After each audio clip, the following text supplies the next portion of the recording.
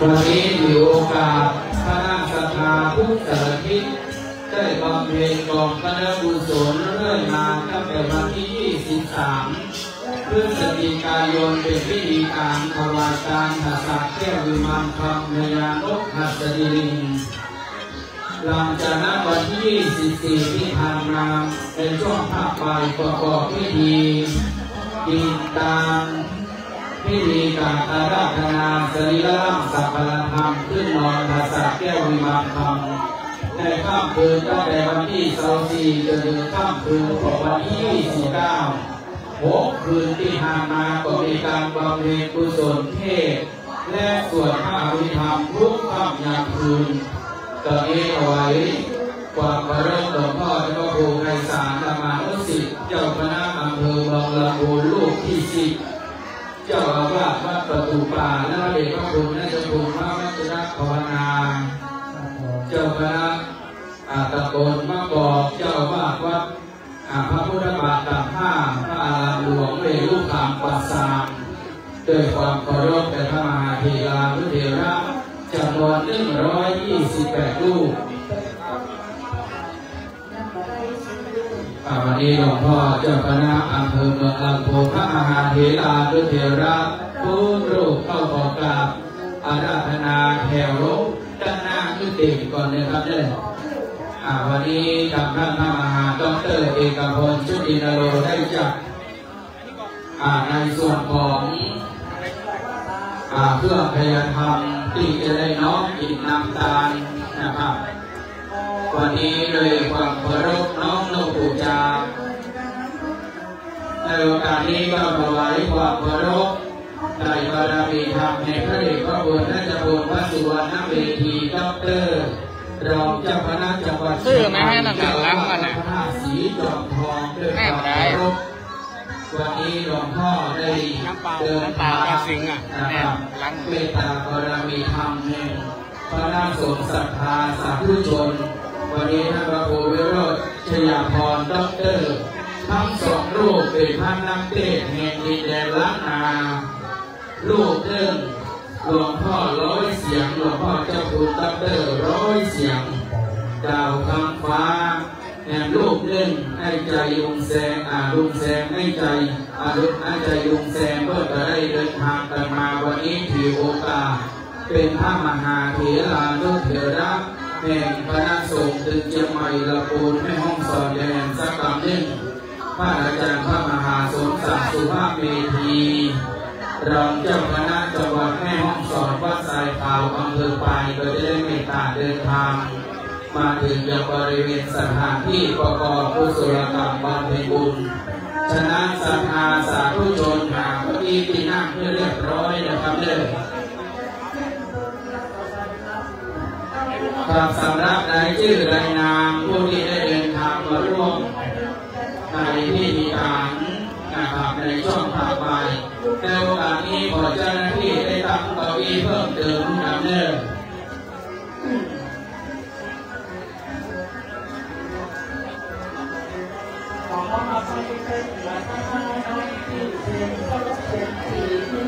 เพราะว่าจะเป็นด้านในศาลาทางด้านที่ตะวันออกที่เขาได้สร้างฐานพระพุทธรูปเจ้าปางเปิดโลกมีความสูงอยู่ประมาณ33 เมตรที่ท่านอาจารย์พระมหาดร.เอกพลชุตินโรได้นำศรัทธาพระที่หลวงพ่อพระนิกาบุญทรงโสมนจิโตยังดำรงภาคผันแต่ยืนในการสร้างพระพุทธรูปเจ้าไว้เป็นการสื่อพระศาสนาวันนี้ถวายความเคารพในบารมีแห่งหลวงพ่อได้จะบุญพระศรีธรรมโสพลบริเวณธรรมเก้าประโยครองเจ้าคณะจังหวัดลำพูนนะครับนิมนต์พระมหาเถรานุเถระแถวแรกขึ้นถึงในขณะนี้อาจารย์กรณีพวกอินแสงที่ให้นักเรียนศาสนาพิธีกรชำนาญการแห่งล้านนาได้เดินทางมาถึงเดี๋ยวสักครู่นึงขอโอกาสจังปีจังซอได้หาลวดหาลายกลุ่มสอนเด้อ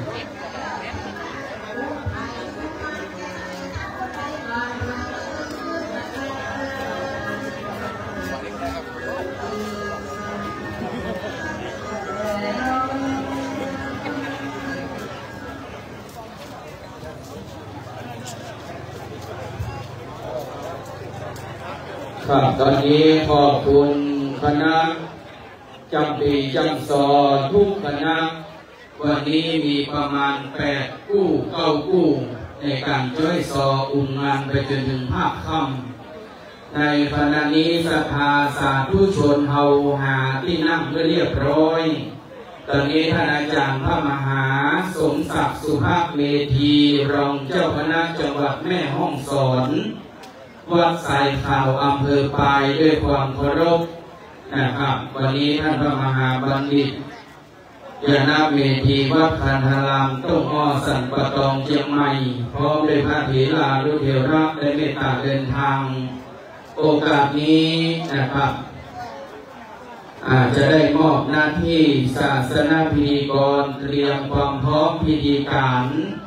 เข้าสู่การประกอบพิธีบำเพ็ญกองพระกุศลอินทานถวายแด่จิตวิญญาณของพระอธิการบุญทรงโสภณจิตโตอดีตเจ้าอาวาสวัดเสาหินสิริอายุได้74 ปี28 พรรษาปัจจุบันท่านอาจารย์กรินทร์พวกอินแสงนะครับได้เดินทางมาถึงยังบริเวณสถานที่และจะได้เตรียมพิธีการน้อมถวายเครื่องไทยธรรมวันนี้ทางท่านพระมหาดร.เอกพลชุตินโลได้เตรียมมหาสังฆทานที่งดงามเป็นไมโครเวฟเป็นย่ามที่ระลึกตึงสีเหลืองสีฟ้าอันงดงามที่จะได้น้อมเป็นอาจาริยภูจาคุณแห่งตุลุงบุญทรง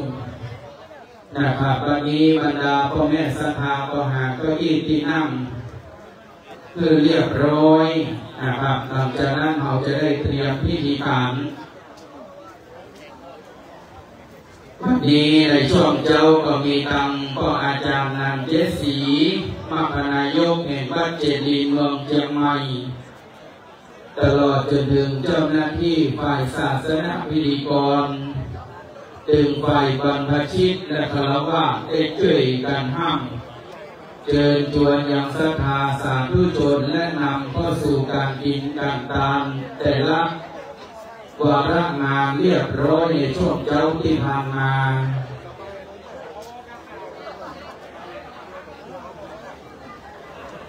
ในโอกาสนี้บรรดา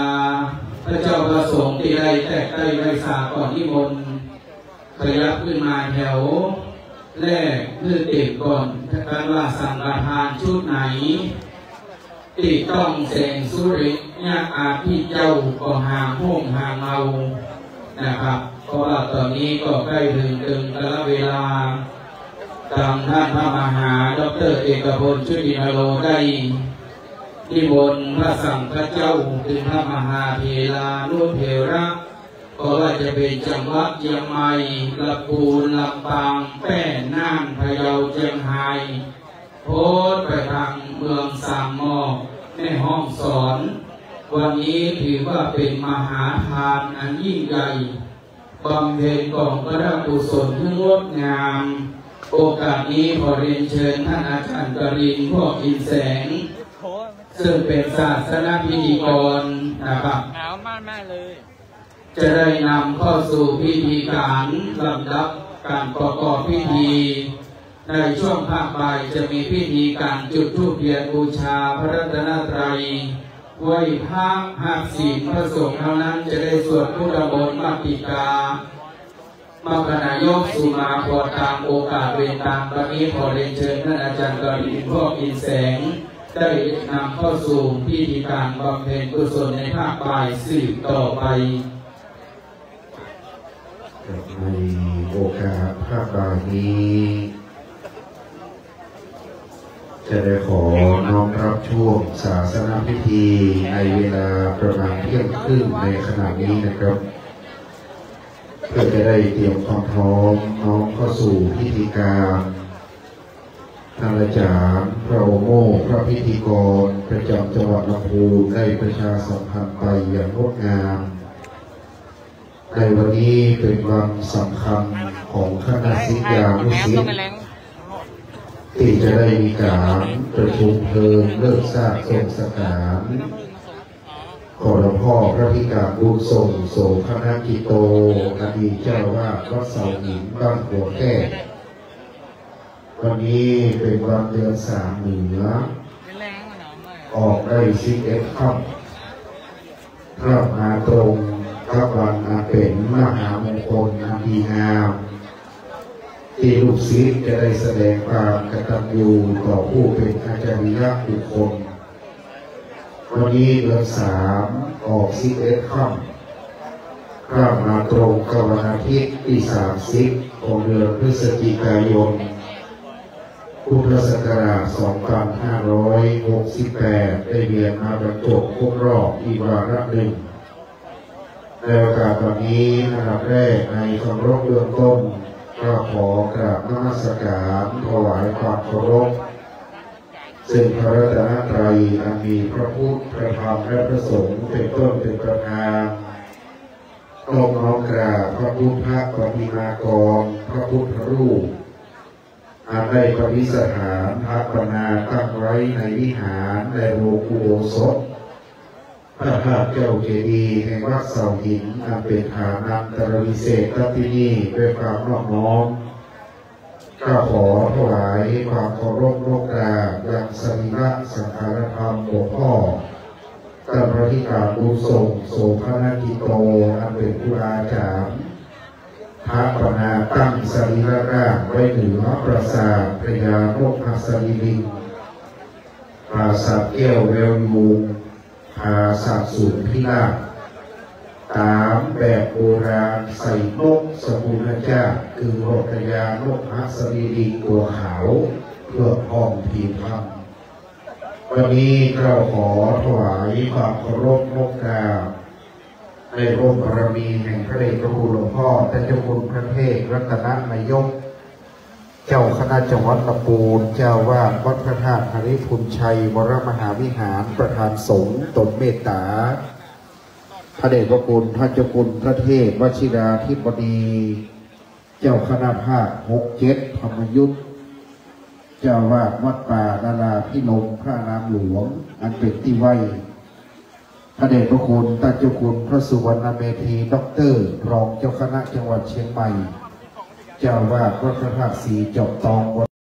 เจติยาธรผู้ช่วยศาสตราจารย์รองเจ้าคณะอำเภอรองเจ้าคณะจังหวัดและก็หลวงพ่อเจ้าคณะอำเภอรองเจ้าคณะอำเภอทุกอำเภอในวันนี้มีหลวงพ่อรองจังหวัด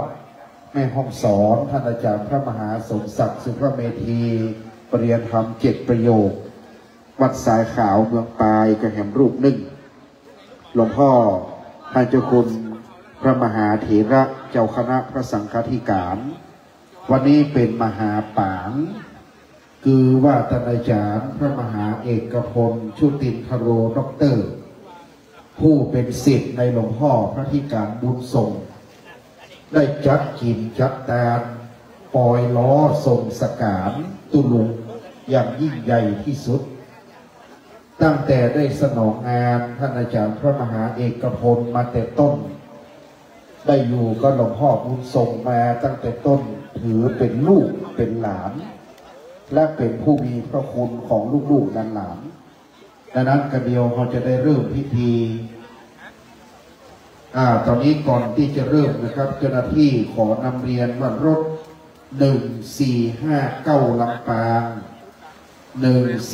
1459ลำปางย้ายกันนะครับเพราะว่าเขาจะจัดการจราจรให้งาม20กไก่ต่อเต่า2015ลำพูนกไก่ต่อเต่า2015ลำพูน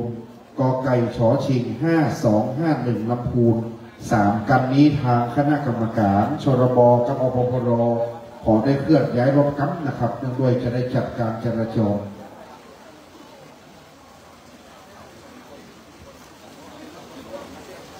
วันนี้ครูบาอาจารย์ลูกศิษย์ตุลุงวิทย์ไปหน่อยก็ได้หันด็อกเตอร์แต่โครงสร้างโดยยานวิถีจะได้พอหยาดน้ำหาตุลุงแต่วันนี้พระลูกศิษย์ท่านอาจารย์พระมหาเอกพลตอนเป็นมหาในหูอยู่ตุลุงรับทราบปท3ปท4ก็ยังมีความยินดีกับพระลูกศิษย์แต่ว่าล่าสุดได้รับในการประทานปริญญาบัตรดุษฎีบัณฑิต เป็นด็อกเตอร์ดังนั้นวันนี้ตุลุงก็ยังไม่ได้โป่งเตื้อจับพอดีดังนั้นสรีระสังขารตุลุงยังนอนบนผาศาสตร์นกหัดได้ทราบว่าพระลูกศิษย์ได้รับประทานปริญญาบัตรดุษฎีบัณฑิตเป็นด็อกเตอร์แล้วก็คงจะปราบปลื้มปิติในสัมปรายภพเป็นอย่างยิ่งดังนั้นในวันนี้ญาติโยมสาธุชนพุทธบริษัทเจ้าหน้าที่ผู้ปฏิบัติงาน3 ท่านให้พร้อมวันนี้ท่านอาจารย์พระมหาภาคภูมิปริยธรรม4 ประโยคอันนี้ก็มาเป็นมหาที่ได้ดูแลกับคณะสงฆ์นิมนต์เลยนะครับเห็น3 นาทีมันจะน้อมเข้าสู่พิธีแล้วในการประกอบพิธีในเวลา 12:40 นาทีนะครับเพราะว่าได้ถวายการต้อนรับคณะสงฆ์อีกจำนวนหนึ่งกำลังเดินทางมาถึงวันนี้องค์ปราสาทพญานกหัสดีลิงปีนี้ชมรมส่งสการแม่ประธานมานั่งหลังนี่ละตัวแรกปีนี้ไปที่จังหวัดกำแพงเพชรองค์หลวงพ่อบุญส่งมุนิวังโสองค์ที่อำเภอคลองลานบ้านคลองน้ำไหลกลางเพื่อเป็นคนเมืองแม่ทะไปอยู่จังหวัดกำแพงเพชรเมื่อติดที่แล้ว23บุญส่งเหมือนกันบุญส่งเหมือนกันบุญส่งมุนิวังโสอันนี้หลวงพ่อบุญส่งโสพนกิโต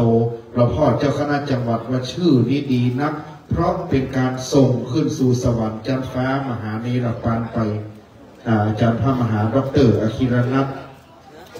ได้มาช่วยอาจารย์ดร.วูดอีกรูปหนึ่งคณะพระมหาปรริญญาคณะวันนี้ช่วยสนองงานดังนั้นเปิดฉากนกหัดตัวแรกหลังแรกที่จังหวัดกำแพงเพชรติดนี้องค์หลวงพ่อบุญส่งที่จังหวัดลำพูนต่อไปเดือนธันวาก็จะเริ่มต้นอีกหลายที่ติดต่อไปตั้งแล้งนี้เป็นต้นไปจุกเอาหัวก่อนปีใหม่เมืองจะได้โป่งไปอาทิตย์ไปนะครับดังนั้นติดหน้าติดในก็จะโป่งหลวงพ่อเจ้าคณะตำบลน้ำแพร่วัดน้ำแพร่เมืองเปาใน21 ธันวาจะโป่งหลวงพ่อครูบาอาจารย์วัดเมืองศาสตร์หลวงในเดือนธันวานี่มีอยู่2 ตีต้นเดือนมกรามีตั้งแต่วัดปราสาทเชียงใหม่วัดพระพุทธบาทตากผ้าวัดบวกโคกหลวงครูบาแดงไปใส่นุ่งพัดมดนะครับตั้งนี้ต่อไปแรงนี้25หลวงพ่อไพบูลย์สุมังคโลอาเทศนิมิตสุดเขตแดนสยาม22 มกรา23 กุมภาโป่งวัดบ้านเราพระเจ้าตาเขียวดังนั้นมีเป็นติดนะครับมีนาก็มีนักไปจุอุดรแก้วหนองเย็นคณะหมอวัดนิมนต์ถวายได้เลยนะครับตอนนี้ได้ถวายได้ญาติโยมนั่งประจำที่ประจำการให้ได้อยู่ด้วยความเรียบร้อยตั้งจิตให้ใสตั้งใจเพื่อเป็นสมาธิอ่านว่าการโปร่งศพแห่งครูบามหาเถระตุเจ้าสังฆมรณภาพตุเจ้ามรณภาพนั้นก็เรียกว่าปอยตุเจ้าพระเนรนั้นก็เรียกว่าปอยล้อดังนั้นโบราณบ้านเมืองว่าฉลองวิหารกุฏิพระธาตุศาลาบาทอันนั้นเรียกว่าปอยหลวงงานตุเจ้าเรียกว่าปอยล้อ10 ปอยหลวงกับเจ้าปอยล้องานเดียวเตื่อนดังนั้นงานปอยล้อจึงเป็นงานใหญ่พระมหาเอกพลชุตินทโรดร.เป็นประธานการจัดบัดนี้ตามกำหนดการ12:40 นาที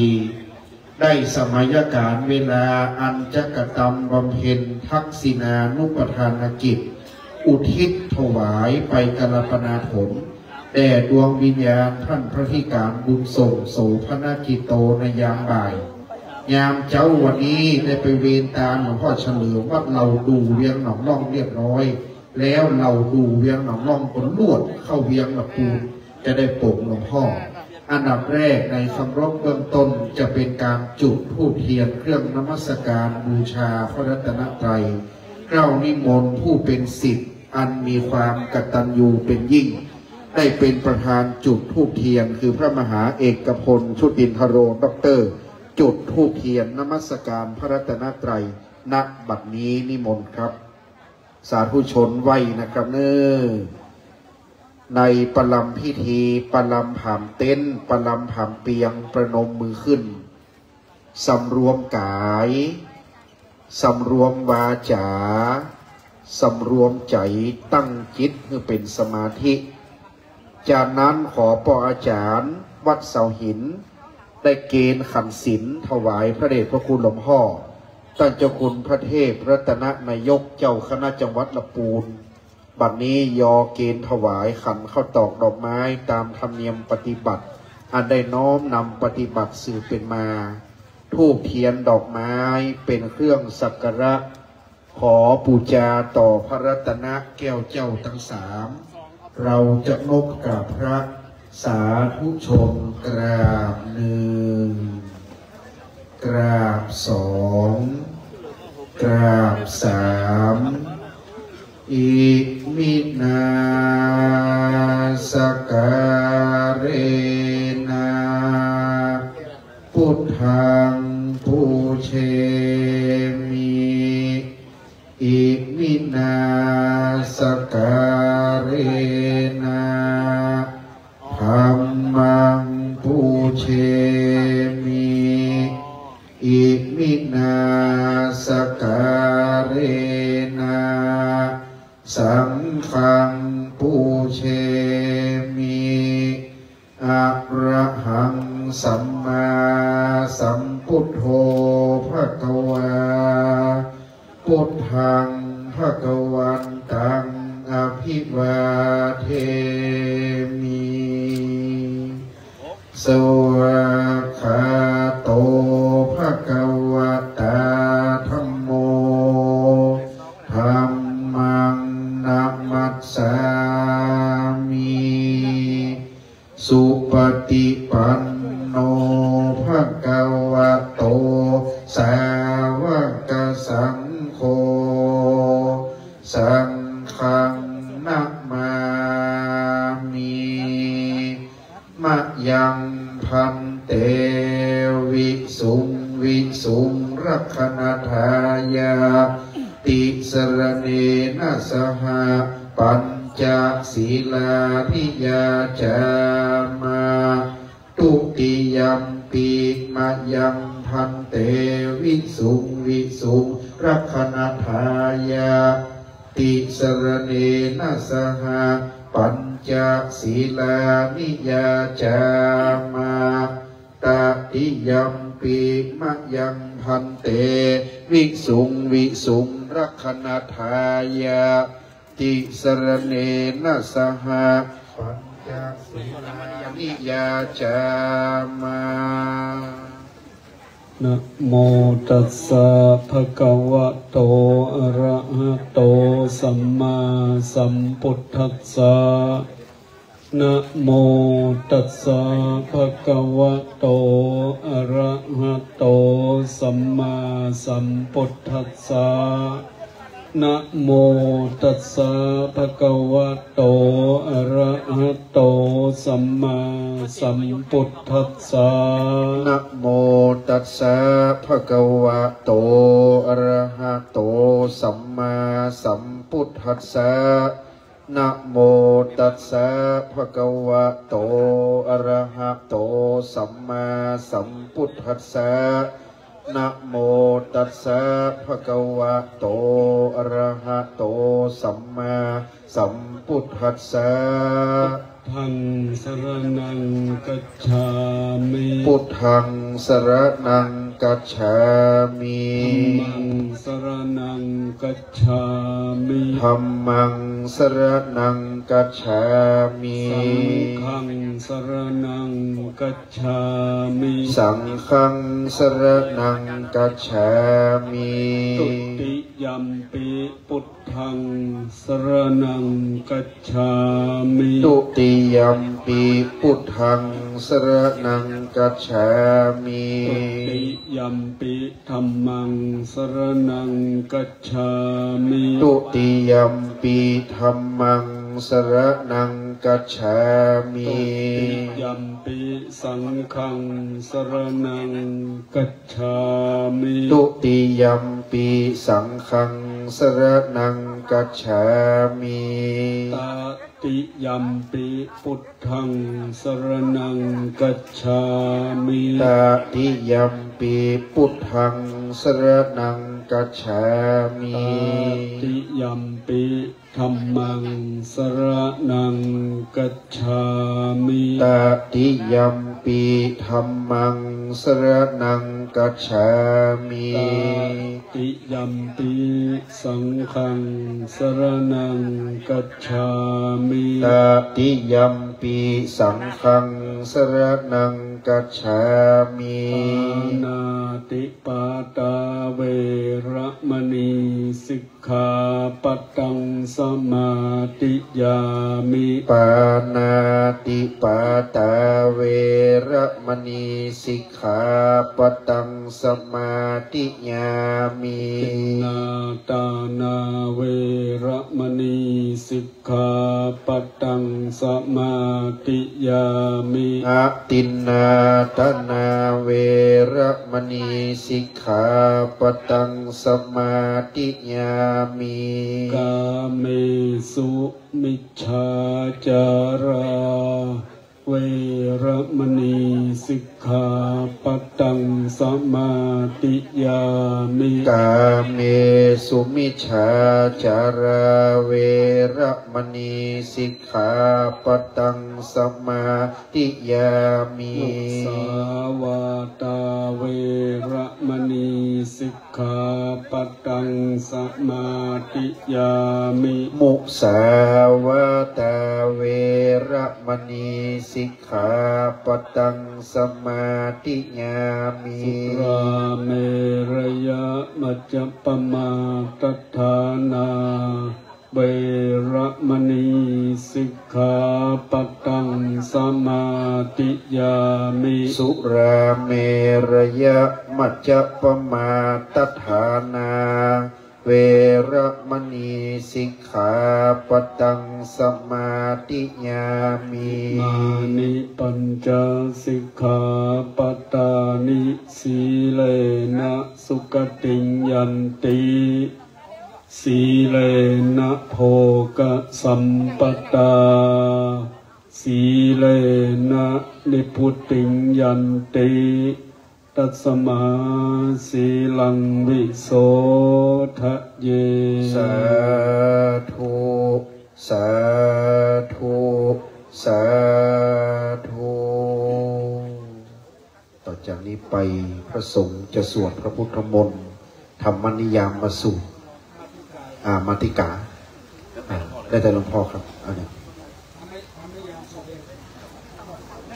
ธรรมนิยามอันนี้สอบธรรมนิยามไปยังสอบไปแล้วครับมาติกาบอกครับจะได้มาติกาบางสุกุลนะครับเนี่ยนิมนต์คณะสงฆ์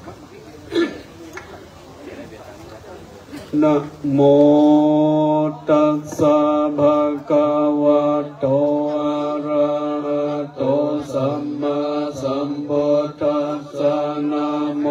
ตัสสะภะคะวะโตอะระหะโตสัมมาสัมพุทธัสสะนะโมตัสสะภะคะวะโตอะระหะโตสัมมาสัมพุทธัสสะกุศลธรรมะอกุศลธรรมะอัปปยากตาธรรมะสุขายเวทนายสัมปยุตตาธรรมะทุกขายเวทนายสัมปยุตตาธรรมะอทุกขามะสุขายเวทนายสัมปยุตตาธรรมะวิปัสสนาธรรมะวิปัสสนาธรรมะธรรมะเนวะวิปัสสนาวิปัสสนาธรรมะธรรมะอุปาทินโนทานามิยะธรรมะอนุปาทิ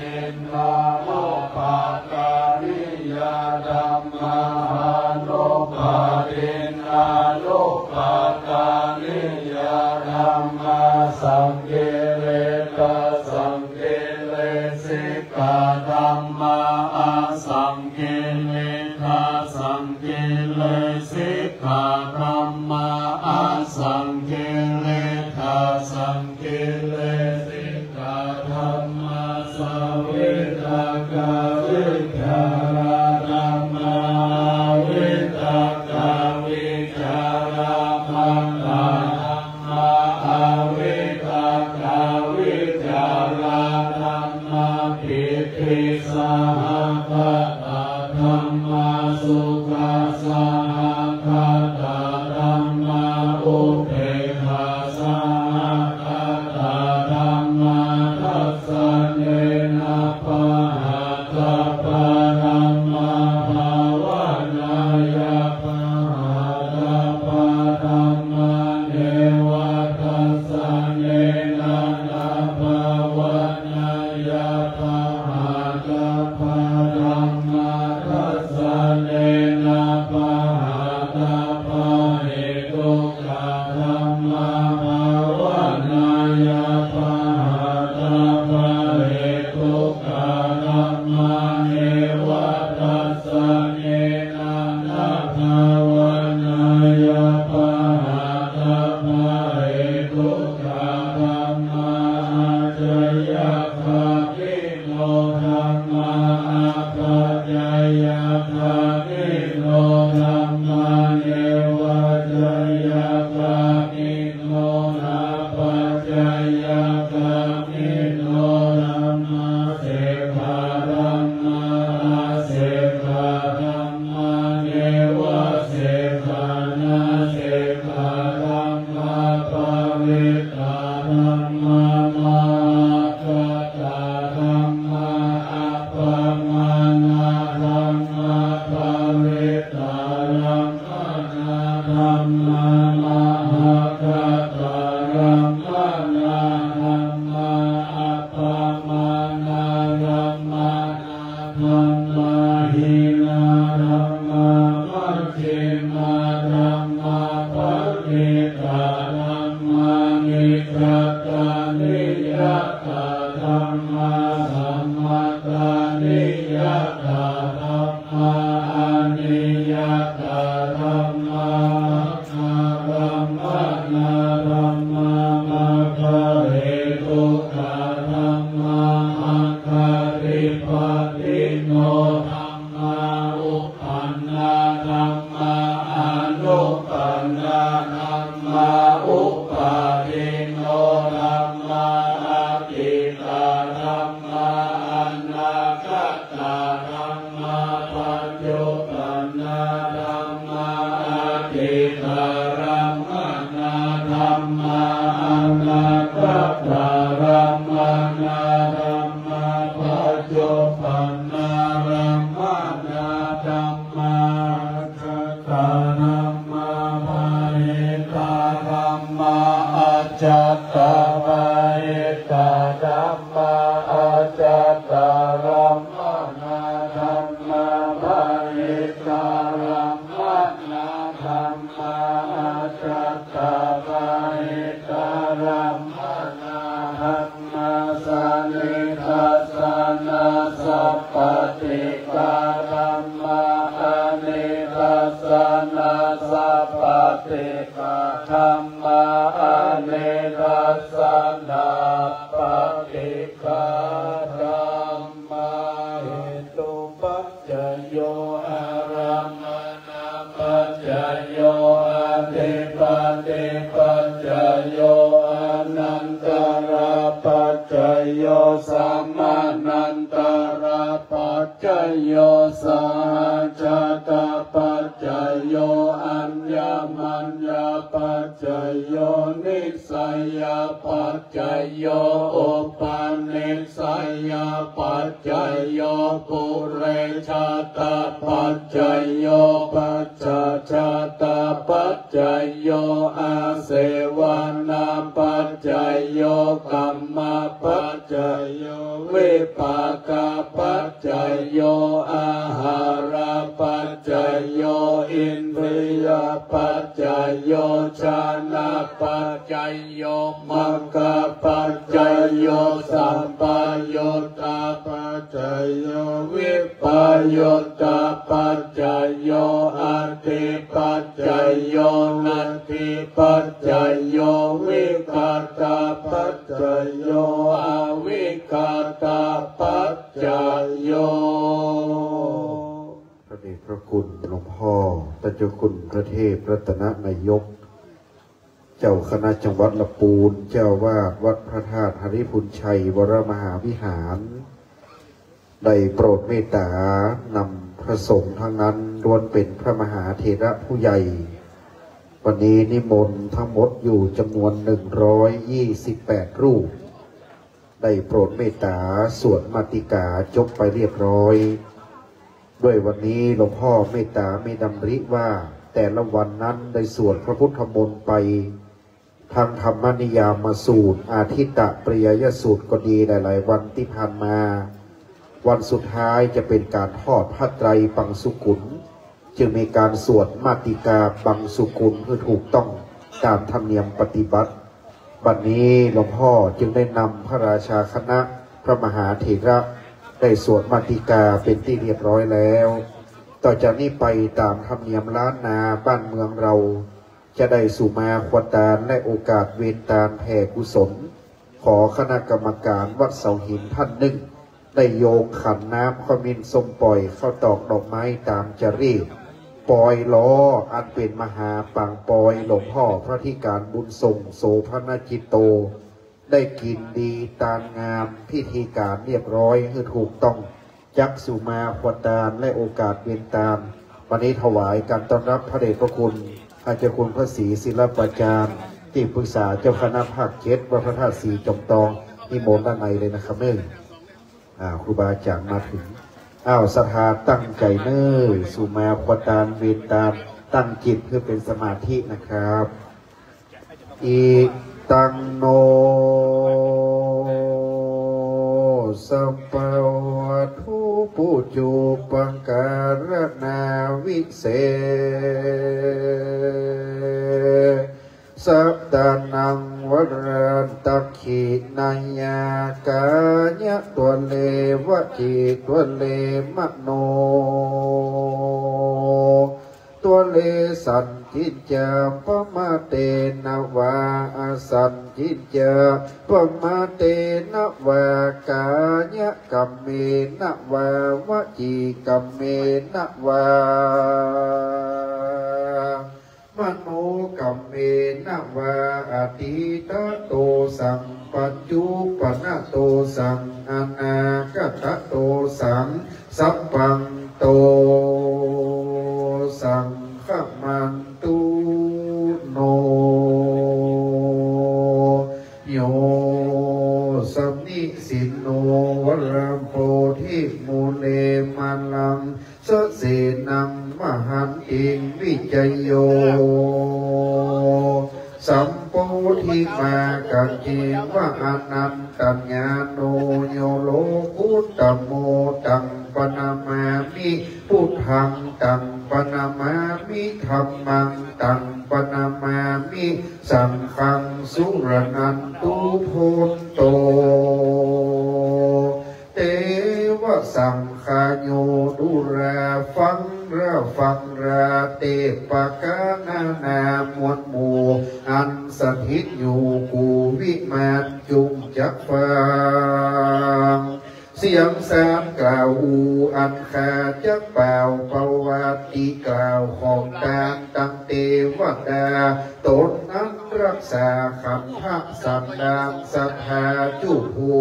รักษากูหอเรือนรักษาปีเดือนวันยามตั้งเทวดา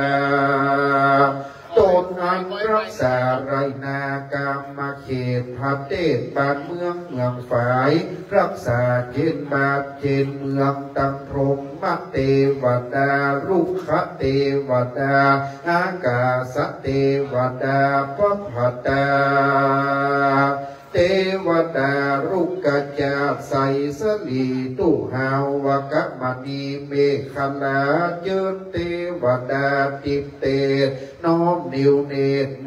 ตนาตังพระญาอินตาภูบาลเท ตนองค์คานฟ้าเฟืองตั้งเต้าเจืองขุนพรหมจตุโลกกบาลตั้งสี่ยักษ์ขี่ยักษ์ขาตนมีฤทธานุภาพตั้งกลุ่มพันผาไพรีตั้งนางหน้าไทยแม่ธรณี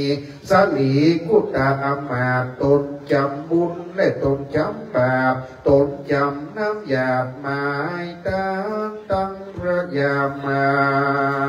นตนใจหามหาดหาวติบเตะเต้าไปบนหนอากาศไปไตราชธรณีเทวดาเจ้าอับอยู่เฝ้ารักษาวัดเสาหินลำปูนสันหามตัดที่มีเป็นเก้าก็ขออันเชิญมวลหมู่เจ้าเข้ามาสู่โมตักนาตาซึ่งบรรดาขีญาเจ้าสมณะศรัทธาและมูรศรัทธาผู้ขาตั้งหลายจะได้อยู่ตามในตีขากาลับบัดนี้ยามนี้นั่นจุงจะมีเพียงแต่นิลีสาธุโอกาสพันเตคาแต่พระติหาลัยรัตนพันแถวพระแก้วเจ้าตั้งสามประการนายมีองค์พระธลงยามองค์สมเด็จพระสัมมาสัมพุทธเจ้าเป็นเก้าเป็นประธานพร้อมด้วยพระสัทธรรมเจ้าและพระสังฆเจ้าอันว่าแก้วตั้งสามนี่นาเลยผาเสดกว่าแก้วรัตนาใดๆในโลกาอันว่าผู้ขาตั้งหลายอักหังวันตามิสิรสาก็ไว้โดยหัวเมฆแห่งข้าพเจ้าตั้งหลายในตีขาการรับบัดนี้นาก็บังเกิดใดหมายมีเจ้ามหาสมณะศรัทธาและมูรศรัทธาผู้ขาตั้งหลายตั้งไปในและไปนอกไปในหมายมีท่านอาจารย์พระมหาเอกพลชุตินทโรด็อกเตอร์เจ้าอาวาสวัดเสาหินสันหานตัตินีกับตังพระภิกขุจุโตนสามัญเณรจุองค์โหนแห่งห้องไปนอ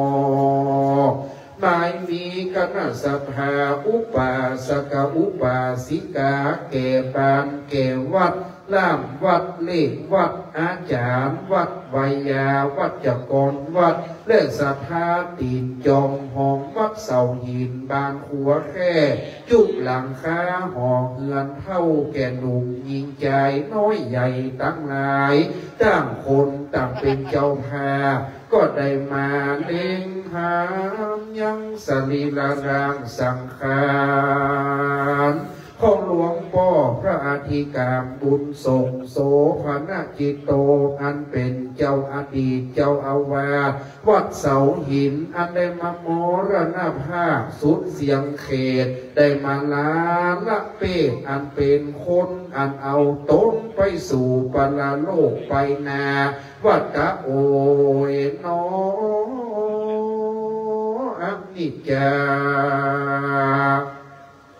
ว่าตามสังขาราอันว่าสังขารธรรมนี่นาเลยบ่มันบ่เตียงรู้ความเอียงไปมารู้จะลาเท่าแก่บ่เว้นเว้คนใดแม้นจะลบหนีไปทางใดก็ดึงบ่ปนตั้งเจ้าใหญ่คุณทนและราษฎรก็บ่พ้นจากเมืองมรณาสู้พระพุทธาเตเพื่อได้รู้จากเหตุในจะลาสงสารว่าโจรใจหามเลยไล่ขามาได้พญามาจุลาภกลาแห่งความตายจ้างปังไปลอยไล่ยำหากมาได้ความเท่าคำจะลาเปียกโกเปียกกาลอยไล่มาได้เปียที่เกิดแก่ตัวสัตว์ต่างหลายบอกมีตีสบายปิงเปิงบอกมีตีอาสไลสักประการ เจ้ามีแต่นิปานเวียงแก้วกับไผ่คนใดบ่ได้ไปรอดแล้วยังมาหาเนรปานก็จะได้ปิกมาเกิดมากำเนิดเป็นคนอิทานิปัสสันตาก็มาเล็งหันยังหลวงปอพระอธิการบุญส่งโสภณจิตโตนี่นาได้เกิดมาเมื่อวันศุกร์ที่27 เดือนสิงหาคมศาสนาพระสมณโคดมได้2,493 ปีน้ำเดิมชื่อว่าบุญส่งเกิดมาในใจยักขกูลธรรมนันเป็นลูกของพ่อจันแก้วและแม่อุ่นเฮือนธรรมนันติดในบ้านจ้างรองเวียงละปูนมีพี่น้องห่วงต้องด้วยกัน7 คนทวน1 มีนาพระอธิการบุญส่งตุลุงเรานี่นาได้เป็นเป็นปีอายใต้หัว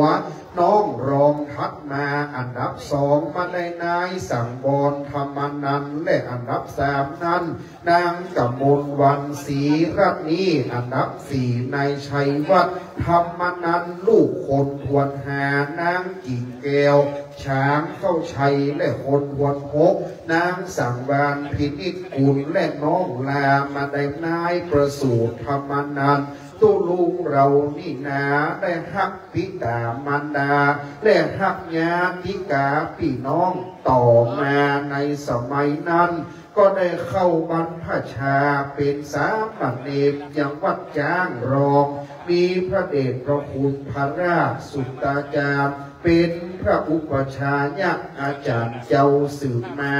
ตลอดระยะเวลาได้กระทำบำเพ็ญศาสนกิจด้วยคิดใจเลื่อมใสในพระพุทธศาสนาต่อมาแห่งวาระหนึ่งนั้นเมื่ออายุครบใหญ่เจริญวัยได้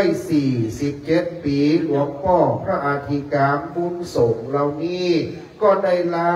ครอบครัวเข้ามาบำเพ็ญชาอุปสัมปทาเป็กคะเมื่อปี 2539 ตุลุงตั้นเจ้าได้เข้าอุปสัมปทายังพัทสีมาวัดพระธาตุหริพุนชัยวรมหาวิหารมีพระเดชพระคุณพระราชธีราภรณ์เป็นพระอุปชาพระครูโสภิตปุญญาคมเป็นพระกรรมวาจาจารย์พระอธิการกมลจินธรรมโมเป็นพระอนุสาวนาจารย์นั่งหัวตานหางลานได้รับฉายาว่าโสภณกิโตแปลว่าผู้มีจิตอันงามหลวงพ่อบุญส่งเรานี้ท่านมีป่าเรามีแผ่กว้างได้เป็นผู้มีความรู้อาจอ่างจบมศ.5 มัธยมปลายม.6 ที่โรงเรียนเมธีวุฒิกรจนสอบไล่ได้นักธรรมจันตรีโทเอกสำนักเรียนวัดจ้างรองสืบเป็นมาต่อมาหลวงพ่อก็ได้รับการแต่งตั้งเพื่อดำรงตำแหน่งเป็นเจ้าอาวาสวัดเสาหินเมื่อปี 2546 สืบต่อมาและเป็นประธานหน่วยอบรมประชาชนประจำตำบลสีบัวบานได้นำศรัทธากินนำศรัทธาตาลอยู่บ่อขาดศรัทธาเสาหินบ้านหัวแค่ก็ได้หลั่งน้ำยา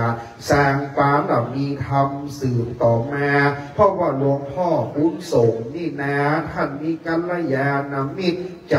กว้างเป็นที่อวดอ้างของศรัทธาว่าหลวงพ่อนี่นะก็มาใจดีเมตตาล้ำยิ่งได้สร้างศิษย์หลายรุ่นเป็นสิ่งที่หลวงพ่อตั้งใจ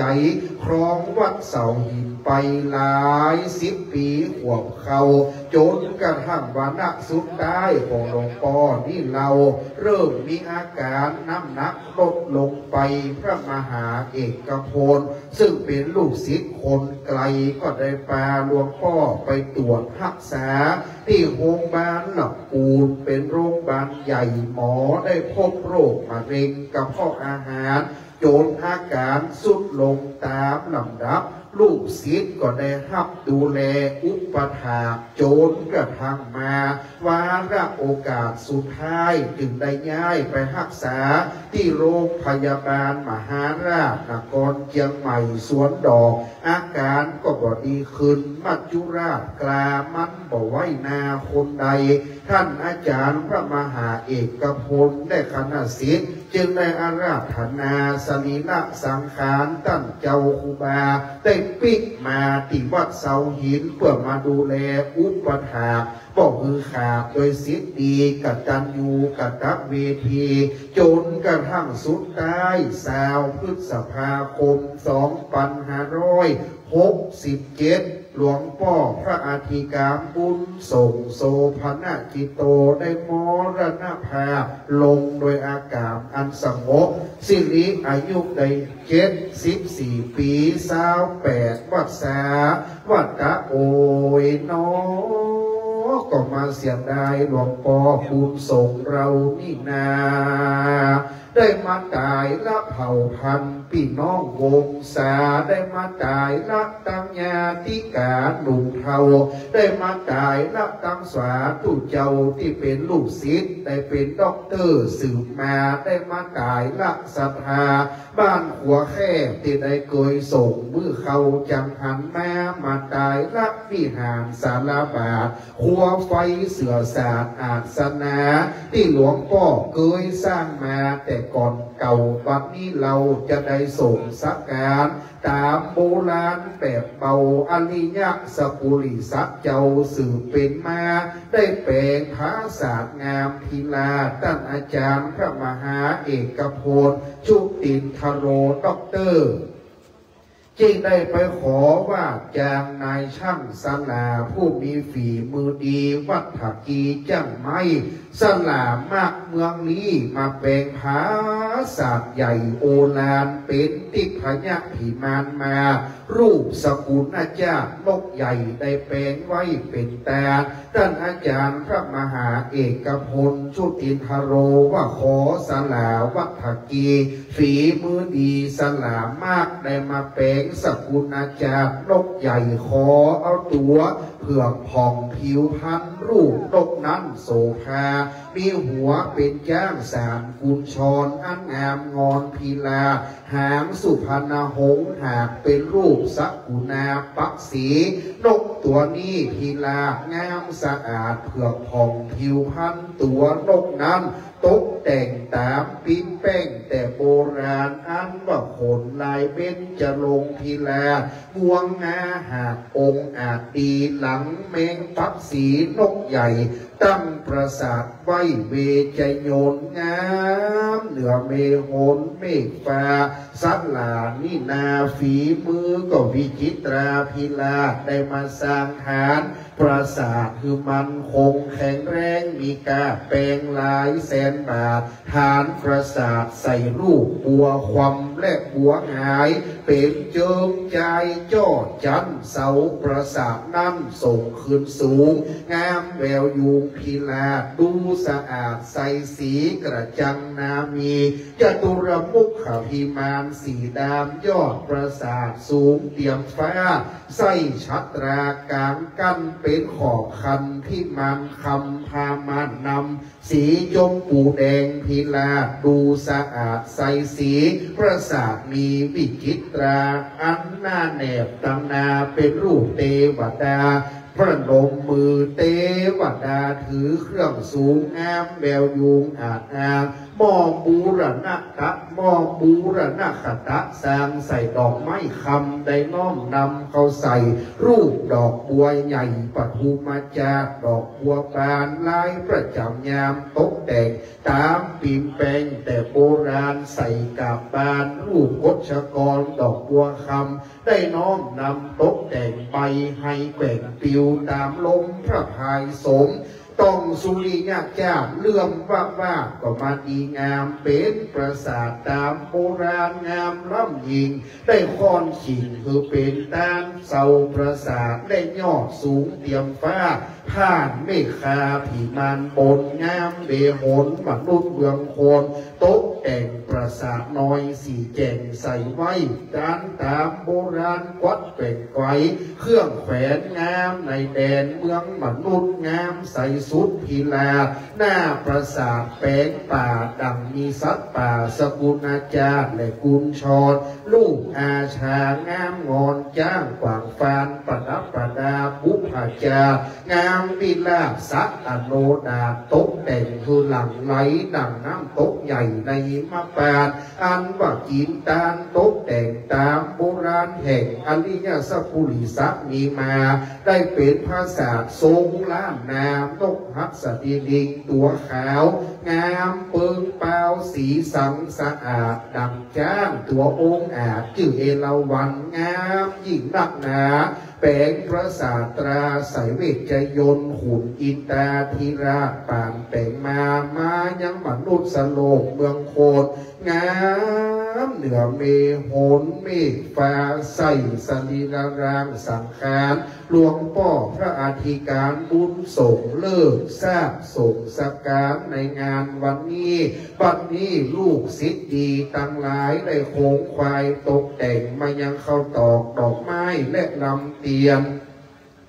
จะตุปัจจัยไตยวัตถุการตั้งหลายมาถวายเป็นตาลบัดนี้จะขอน้อมเวรเกณฑ์ตาลถวายถึงแก่พระรัตนแก้วเจ้าตั้ง3 ประการขอพระแก้วเจ้าตั้ง3 ประการจงมีธรรมะเมตตาไหวนาปฏิกหารับเอายังวัตถุยิ่งสิ่งของแตนกปิยพันธ์สังเขตตั้งหลายมวลฝูงนี้เพื่อเมื่อเลี้ยวเสียยังกรรมกรรมผาธนาบุญกินบุญตาลอันใดหลังน้ำยาคือเป็นตาลจะได้แผ่พายควายเถิงแก่จิตะดวงวิญญาณพระมหาเถระผู้มรณภาพไปสู่ปรโลกไปนามีนามมกรอยู่ว่าหลวงพ่อพระอธิการบุญส่งโสภณจิตโตหลอนปัจจิตะดวงวิญญาณหลวงพ่ออยู่สถิตเสถียรสำราญในติพยะพิมานใดขอบุญอันกว้างใหญ่ไปแผ่รอดได้ไปจุดจอดถึงแก่ดวงวิญญาณเพื่อได้ฉันได้บริโภคเพื่อได้ปูนเสียยังติญาเพื่อได้พรากเสียยังติตุกเพื่อได้เถิงสุขในทีคาการนับบัดนี้แม่นบัดดวงวิญญาณอยู่ไกลสุดวิสัยไปบ่รอดขออันเจิญเจ้ายอดมเหสักขา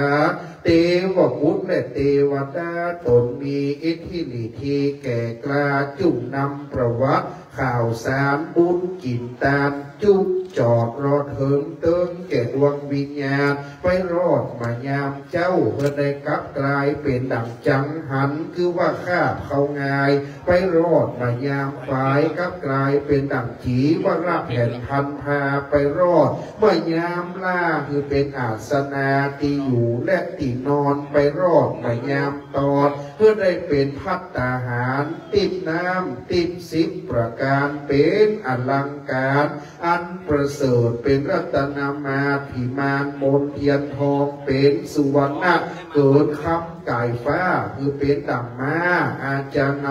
เป็นปาทยะเขาห่อเป็นเรือนาวาสเปาคำลำอันผาเสดใส่จิตตะดวงวิญญาณหลวงพ่อพระอธิการบุญส่งเมื่อเกิดในห้องฟ้าเลิศสวงสวรรค์มีอมตะนิพพานตันหันต่อหน้าเป็นที่แล้วอย่าได้กล้าได้กล้าน้ำจุ่มจะมีเที่ยง เตดิลีตานังเมปริสุทธังอุทิสัตตานังสุตินังวัตตะเมตานังอาสวัคขยาวะหังนิปานะปัจจโยโหตุโนนิจังวัตตนิปานังสุขังวัตตนิปานังสารังวัตตนิปานังนิปปานังปรมังสุขังนะโมตัสสะภะคะวะโตอะระหะโตสัมมาสัมพุทธัสสะนะโมตัสสะภะคะวะโตอะระหะโตสัมมาสัมพุทธัสสะนะโมตัสสะภะคะวะโตอะระหะโตสัมมาสัมพุทธัสสะอิมานิมะยังพันเตกัปปิยพันดานิสัพปริวารานิภิกขุสังคัสสะโอโนชยามะสาธุโนพันเตภิกขุสังโฆอิมานิกัปปิยพันดานิสัพปริวารานิปฏิคันหาตุอัมหากังทีครตังหิตายะสุขายะข้าแต่พระสงฆ์ผู้เจริญข้าพระเจ้าทั้งหลายขอน้อมถวายเครื่องกัปปิยพันธ์กับทั้งของบริวารทั้งหลายเหล่านี้แด่พระสงฆ์ขอพระสงฆ์จงรับเครื่องกัปปิยพันธ์กับทั้งของบริวารทั้งหลายเหล่านี้ของข้าพเจ้าทั้งหลายเพื่อประโยชน์เพื่อความสุขแก่ข้าพเจ้าทั้งหลายแก่ดวงวิญญาณพระอธิการบุญทรงโสภณจิตโตผู้มรณภาพไปแล้วตลอดกาลละนานเทินสาธุพระสงฆ์เมตตาอนุโมทนาสาธุการเป็นที่เรียบร้อยวันนี้ได้จัดประลำหามเปียงโบราณบ้านเมืองงามนะครับการจัดงานของวัดเสาหินบ้านหัวแค่เป็นการจัดงานด้วยความตั้งใจกตัญญูกตเวทิตาธรรมเมื่อตุลุงครั้งสุดท้ายคณะสงฆ์นั่งเต็มประลำหามเปียงผ่านตองตึงอันได้จัดงานโบราณปอยล้อก็ดีปอยหลวงก็ดีตุเจ้าสังฆะพระเนรนั่งเต็มประลำหามเปียงนี้เป็นภาพอันงามนักวันนี้จึงเป็นประวัติศาสตร์ในบ้านเมืองลำปูนทรงสการของวัดเสาหินอันว่าคณะสงฆ์100 กว่ารูปศรัทธาเจ้าภาพก็100 กว่าท่านมีเจตนากุศลที่ได้รับเป็นเจ้าภาพยอดทานถวายสงฆ์ดังนั้น100 กว่าท่านนี้เป็นพระสงฆ์เป็นสาธุชนพุทธบริษัทที่เมตตารับเป็นเจ้าภาพเก้ากับผมในนามพระมหาเอกพลชุติพโรนี้ขอกราบนมัสการขอบคุณพระคุณเจ้าทุกรูปที่มีราชทินานามชื่อได้รับเป็นเจ้าภาพมาและขอขอบคุณศรัทธาที่มีชื่อนามที่ได้ร่วมเป็นเจ้าภาพดังนั้นสำหรับพระสงฆ์นั้นเจ้าจะประกาศถวายราชทินานามขอบคุณแต่สำหรับศรัทธานั้นเมื่อได้ยินรายชื่อของตนเองเพื่อลุกมาประเคนถวายตั้งเก้าที่หลวงพ่อจังหวัดแถวที่1เต็มเข้าแถว2แถว2เต็มเข้า3และ4ไปตามลำดับถึงก่อนประเคนก่อนคนใดเกณฑ์แล้วปิ๊กไปนั่งที่รับรองเดิมกราบในเมตตาขอบคุณคณะสงฆ์ดังต่อไปนี้นะครับประกอบด้วยพระปลัดสุภกรปุญญกโมพระมหาพิชิตพลปัญญาปโชโตพระครูโสพลปริยัติกิจด็อกเตอร์วัดปฏิงาม พระครูสิริวรธรรมเจ้าคณะตำบลศรีบัวบานวัดทุ่งยาวพระมหานฤทธิ์นรินทร์โทวัดศรีสุพรรณพระครูสถาพรธรรมรัตน์วัดพญาภาพพระครูวิทิตธรรมนันท์วัดสวนดอกพระครูไพศาลธีรคุณเจ้าคณะตำบลเวียงยองพระครูสิริสุตาพิมลด็อกเตอร์เจ้าคณะอำเภอต้งหัวจางพระครูอุภัยปริยัติวิธานวัดบรรลุพระธิการพัชรดนัยเตชวโรวัดบันใหม่พระธิการกฤษณาคุตธรรมโมวัดหนองไทร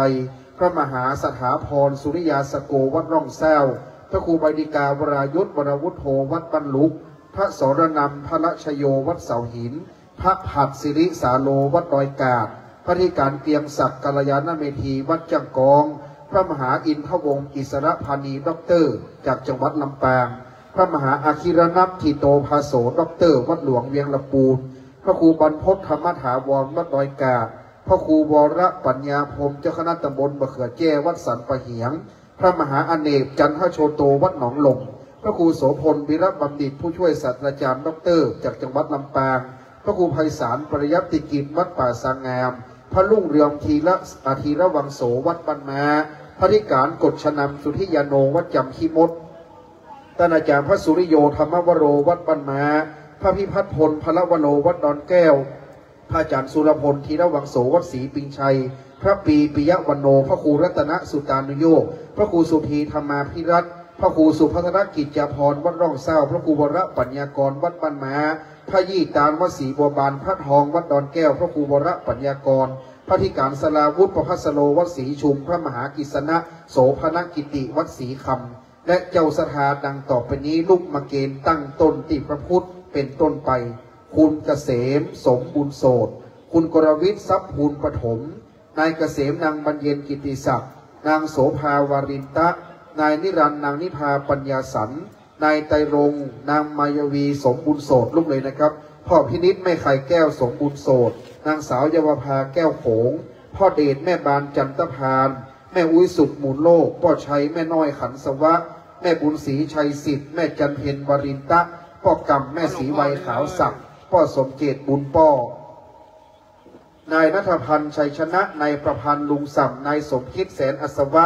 แม่บุญปันขันนารัตน์นายไพศาลนางไฉไลวิจารณ์นายทองนางทัพทิมปัญญาตะบุรีแม่ตุ๋ยบุญโลกคุณหมอพิมพ์นภาปยาช่างบุญช่วยสุนทรคุณเยาวเรศอาถานาอาจารย์ศรีทองแม่พัชรินอาถานาคุณลาวันนันทศักดิ์แม่อินแก้วแม่นิพาพรขันอัศวะแม่ครูทองสุขกลิ่นมาลีพ่อวิโรธแม่ทองดีอุตตมะแม่ผัดขาวศักดิ์พ่อหาแม่น้อยนำปนศักดิ์นายกังวานนางวาสนาปานพานนายชาตีมณีรัตน์นันตีอะไรยนนางลำจวนสมบุญโสดคุณอเนกคุณสุวรรณสุขเปี่ยมคุณสุพัฒน์ขันนาพ่อศรีแม่สุทินสุนาพ่อมาแม่ศีลาสมบุญโสดนายนบนางน้อยปานพานนายวิโรจน์นางดาราสมบุญโสดจ่าสิบเอกอมรนางอนงจินมัชยาผู้ช่วยวันลบนางดำกันทาพ่อประกอบแม่สุทิพย์ทองกลางพ่อยนแม่แดงนำปนศักดิ์พ่อบุญพันธ์แม่จันฟองเหล่าประเสริฐนายวิชัยนางสศิรดาสมบุญโสดครับเจ้าหน้าที่3 ท่านช่วยนำคุณโยมตัวเนอร์2-3 ท่านจนกระทองนายสุพัฒน์ปานพรมสารวัตรจำนงนางรุ่งอรุณเตชะนายพิชิตนางบุญลักษ์ศรีวิชัยนายเจริญนางเกียรติคำชัยยาเศร้าแม่นงเยาลังกาฟ้า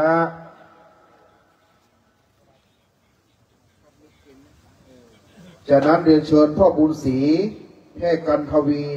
ทวีโนโชตแม่อาภาพรลิมตะพานผู้ช่วยสวัสดิ์นางอัครเรศเตชะโสดนายทรงพลสมบุญโสดนางเพียรหนองคำศักดิ์นางโบสมบุญโสดนายอุดมนางศรีนวลติมานางสุภัตราสมบุญโสดนายสมนางแดงสมบุญโสดคุณหมอพรสวัสดิ์ลังกาฟ้านายจำลองนางเครือวันธนุกรรมนางสายสุดาแก้วโขงพ่ออำนวยแม่จันเพ็งสมบุญโสดนายสุขนางแดงก้อนบอลคุณพัชรีวันนะครับคุณพัชรีวันแสนเอียนนางมวยนางแววแสนอัศวะแม่จำปีทาโสดพ่อเฉลิมแม่น้อยสมบูรณ์โสดนางบัวจันทร์สมบูรณ์โสดนายคำนางเพ็ญสีเขียวอัศวะนางแสงจันทร์ขันสวะนางน้อยสุขันธาตักสูงนางเพ็ญศรีสุกาพ่อปันกาโสดแม่สมคำมยอมพ่อสวิงแม่แสงเพชรลินตะพานผู้ช่วยกำธรนางวาริณีลินตะพาน ร้อยตำรวจโทสกุลอวัฒนางพิกุลอิงออนนายปรีชานางพรสวัสดิ์เขียวอัศวะป้อนิกรแม่ปุษณีสาลีโนศักดิ์แม่แสงจันทร์ตันเวียงป้อทองแม่ดุยมันตะพานแม่ล่าสมนาศักดิ์แม่ศิริรักษ์ออสเตรเลียป้อน้อยแม่ไทยเตชะโสดนายน้อยเรืองชัยนางแสงล่าเจสวัฒน์นางลินดาลังกาฟ้ากรุงเทพนายฐานางบุษดีสมบูรณ์โสดโยมอุดมศักดิ์พัทยาดำขำป้อเงินขันอัศวะนายบางดีนางนงรักขันอัศวะป้อศรีแม่วันนางสาวดารุณีสมบูรณ์โสดนายสมานนางเพ็ญศรีเตมีศักดิ์นายหลู่นางของนายจิงนางเกิดนายเกษมนางชวีวันตะนาพ่อโศกแม่อัมพรอุตมโชคนายไกรสอนนางอรัญญายศสว่างนายอ้นนางสอนขันอัศวะพ่อคำปันธานศักดิ์นายสมเกียรตินางหมวยขันนาสอนหอมงคลไพรินสมบูรณ์บุญโสดพันตำรวจโทนาภกรสอนหอจันเพ็ญสิริจันทรานนท์พ่อบุญเลิศโพธาคำช่างกบทรายล้างแม่อัมพรสมบูรณ์โสดนายณัฐพลนางสาวพิกูลเด็กชายนนทพัฒน์มโนคำนางศรีใบจักวนะพ่อหลวงนิกรสุรินทร์อัศวะร้านสมานชัยมอเตอร์คุณสุทิพย์ทิพย์บางพานนายแกะนางคำปันคำศรีจันทร์มลิวันสมบูรณ์โสดร้านเจริญกินออยจำกัดปั๊มคาเทค นายบรรพมพีขสันดาบตำรวจสวัสดิ์ลังกาฟ้าแม่หลวงมะลิช้อนล่าโสดคุณธนากรชุมโนคุณสุชวดีนำพลศักดิ์ไอ้แม็กปิยุร้านจำปีเฟอร์นิเจอร์พ่อเดชแม่น้อยสุจริตนายทองอินนางจันเป็นร้านบอยลุ่งเรืองนายภูวงราชกันฮรนายยกสอนคุณสุนันทาอินแก้วพ่อหลวงนรงค์ธนุกรรมคุณพนิดาเตชะโสดนานสิงห์เมืองยองครอบครัวอนุใจคุณลุงประยูนแม่นางจำปาโชคคุณพ่อสมพรนางจุธารัตน์นำพลศักดิ์หลวงพ่อพระครูบรรพตพัฒนกิจวัดดอยติท่านสทประชามณีวันท่านอาจารย์พักสนธีอุทโยวัดดอยติสมาคมศิษย์เก่าเมธีวุฒิกร1 ชุดสทวิจิตรติศักดิ์และสทจุธาทิพย์อุปเวียงนะครับพันตำรวจเอกสิทธิสถิตพินิจสอนนะครับนันนนท์เมืองยองอีก1 ท่านนะครับเจ้าศรัทธาแห่งกล้าเจ้าภาพฮับเป็นเจ้าภาพ100 กว่าสำรับเกือบจะ200เศรษฐีไม่ไหนเพื่อไปพอขัวแค่เสาหินปุ้นตึกเป็นบ้านเมืองเศรษฐีละปูนติดกำแพงวัดมีปั๊มใหญ่คาเทคแอมบูสในการคุมไฟพิธีกรอาจารย์ได้โจทย์ยากหน่อยเปิดติดปั๊มน้ำมันดังนั้นเพื่อเขาจะว่ากันบนมือจะกึ่งกันให้ออกนะเพื่อนช่วยกันแต้ๆนะครับท่านนายกสุชาติพิงขสันท่านนายกประศักดิ์นะครับมาเกณฑ์ถวายด้วยครับเพราะพระสงฆ์มีเยอะคุณโยมเจ้าภาพบางท่านอยู่ต่างประเทศออสเตรเลียมีคุณโยมเจ้าภาพในชุดถัดไปคุณอรจันทร์หลาทองและพี่สาวไปทำมาหมอบนี่เนาะแต่ไกลนี่จะค่อยทอดผ้าเนาะจาก2 คนเลยเข้ามาข้างหน้าเลยครับ2 ท่านมาที่นี่มอบปฏิกรอาจารย์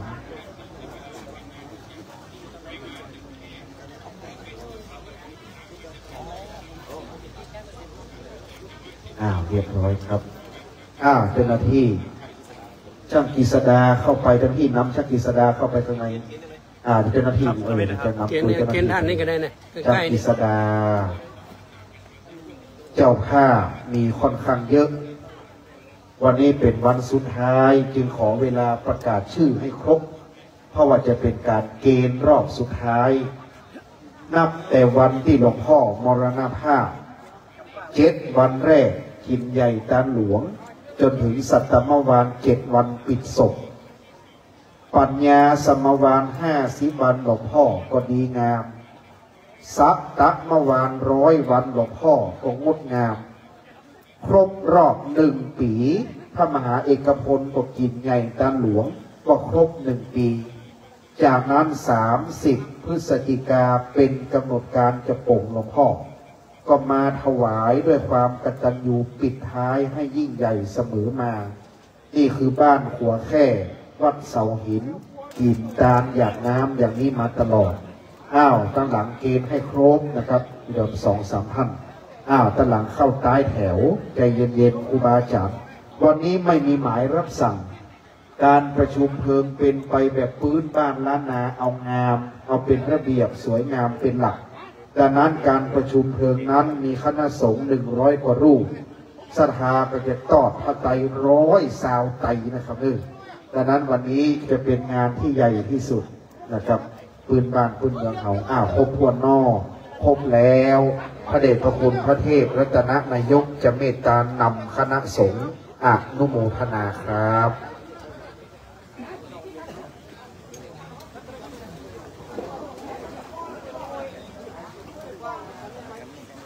ภาวริวหาปุราปริปุเรนติสาครังเอวเมวะอิโตทินังเปตานังอุปกปปติอิจิตังปฏิตังตุมหังคิปเมวะสมิจจตุสัพเพปุเรนตุสังกปาจันโทปันรโสยถามณิโชติรโสยถาสัพเพเตโยวิวัจจันตุสัพพะโร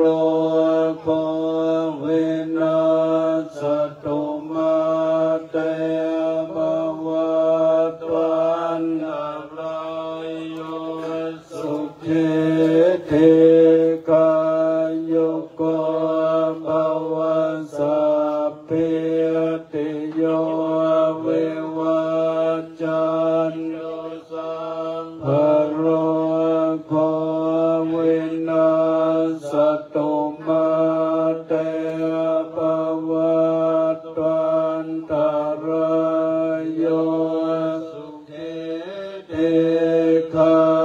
ยโกภวสัพเพติโยวิวัจจันตุสัพพะโรโควินาศตุมาเตภวัตวันตรายโยสุขีเทกายโกภวะอภิวาทนาเสเลสาเนจังวุฒาปัจจายโนจัตตารโอธรรมาวัฏันติอายุวันโนสุขังภาลังอัฏฐสิเมอากาสิเมยะเตเมตาสังฆาจะเมเปตานังรักเกนังดันจาโปเปกตมโนสรังนาหิโรนังวาโกวายาวันยาปริเทวนานาตังเปตานามัฏฐายะเอวังเตตันติยาตโยอายัญญโกทักขินาตินาสังฆามิสุปฏิเตตาเทคารตังหิตายาสัทธานาโสอุปกัปปติโสยาเตธัมโมจะอายังเนทัสสิโตเปตานาโพจาจักตาอุลาลาภาลันจะเบโกนัมมโนปฏินังตมเลหิปุญญังปัสสุตังอนัปปกันเตภวัตตุสัพพมังคลังลัก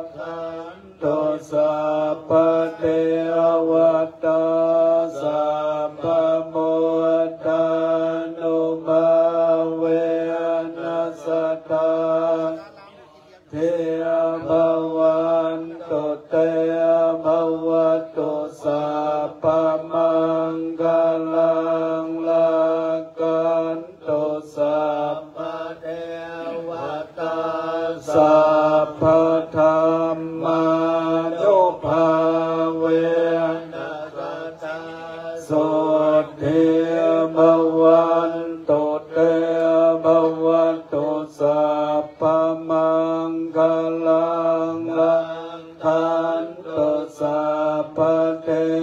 วตาสัพพสังฆานุภาเวนัสสัทธาโสทิภาวันตุเตสาธุเจริญจิตตภาวนาทำสมาธิประมาณ30วินาทีพร้อมกันครับ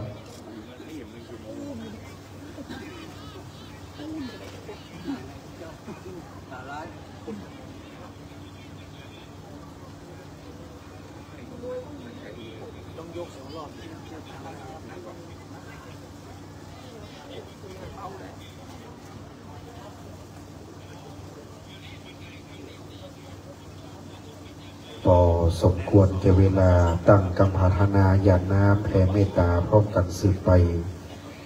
อิตังตานากัมมังนิพพานาปัจจยโยโหตุโนนิจังอิตังศีลกัมมังปานาปัจจยโยโหตุโนนิจังอิตังภาวนามังนิพพานาปัจจยโยโห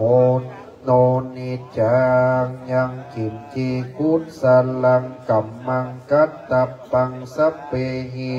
ตังปุญญังโนอานุโมตันตุสุนันตุพนโตเยเทวาสัมมิงทานิอาติกาตาติขายุกาสัพพาตุสัพเพสัตตาสุขีอัตตานังปะริหารันตุมาตาปิตาโรสุตาหนตุทุกขามปะมุญจันตุสัพเพยาตกาสุตาหนตุทุกขามปะมุญจันตุสัพเพอะยาตกาสุตาหนตุทุกขามปะมุญจันตุสัพเพปิสาจะสัพเพยัคขาเปเปตาจะสุขิตาหนตุทุกขามปะมุญจันตุสัพเพนักขัตตาสุตาหนตุทุกขามปะมุญจันตุสัพเพเทวาสุขิตาตุทุกขามปะมุญจันตุสัพเพอาจาริโยปัจฉายาสุตาหนตุทุกขามปะมุญจันตุสัพพะสัมปัตติโยสะมิชันตุโวสันนะหลวงพ่อจะอยู่ยังวัดวันสุดท้ายเราจักสุมายังพระพุทธรูปเจ้าพระเจติยธาตุไม้สลีหลวงพ่อบุญทรงจักลาวัดเสาหินวันตาหลวงขึ้นพร้อมกันวันตามิพุทธังสัพพะเมวะโตสังฆมาธัมเมเตวันตามิธัมมังสัพพะเมวะโตสังฆมาธัมเมเทวันตามิสังฆังสัพพะเมวะโตสังฆมาเตพันเทวันตามิคารูปัชฌายาจามิเยสัพพะเมวะสังฆมาธัมเมพันเตวันตามิกัมมัฏฐานังสัพพะเมวะสังฆมาธัมเมพันเตวันตามิอาราเมปัฏฐสีมังสัพพะเมวะสังฆมาธัมเมพันเตวันตามิเจติยังสัพพะฐานเนสุปฏิตาสลีราธาตุโยมหาโพธิสักกาลังพุทธลูปังสัตตากัโลเกเตวะโลเกพรหมะโลเกจัมปูติเปลังกา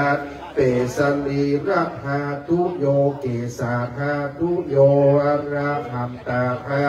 โยเจติยังกันทักตุติงจตุราสีติหัสเสธรรมคันเทสัพเพสัมปาตัปเจติยังจักหังวันตานิสัพพะโส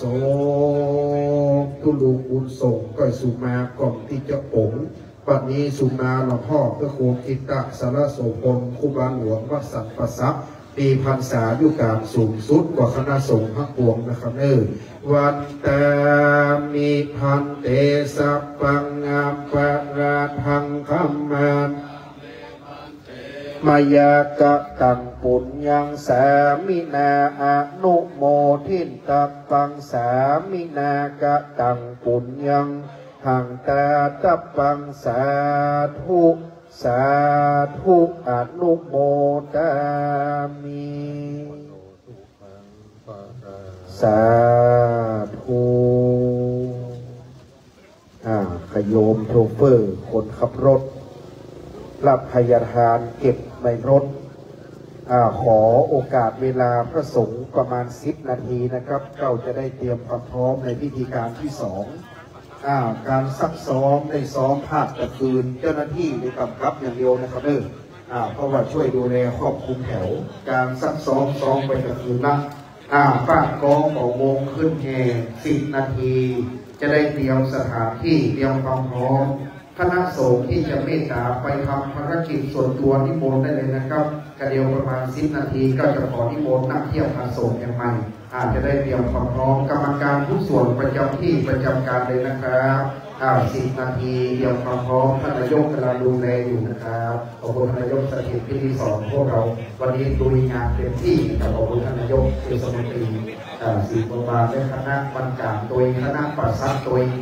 บ้านกลางปัสสักศรีบัวบานวันนี้ช่วยกันหมดนะครับครบถ้วนขอบคุณครับผม10 นาทีนะครับ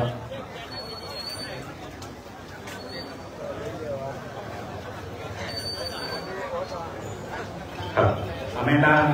ทั้ง20 คนที่เราจัดไว้เมื่อคืนนะครับแม่บ้านทั้ง20 คนนะครับแล้วก็ทางพ่อบ้าน8 คนที่รับผิดชอบในเรื่องของคอนโทรลนะครับแล้วแห่ง3 คนนะครับที่รับผิดชอบในเรื่องของการรับงานครับขอเชิญทางด้านหน้าเลยนะครับแม่บ้านชาวคนที่เราจัดไว้นะครับพ่อบ้าน8นะครับปัด3นะครับขอเรียนเชิญเลยนะครับเดี๋ยวคุณบน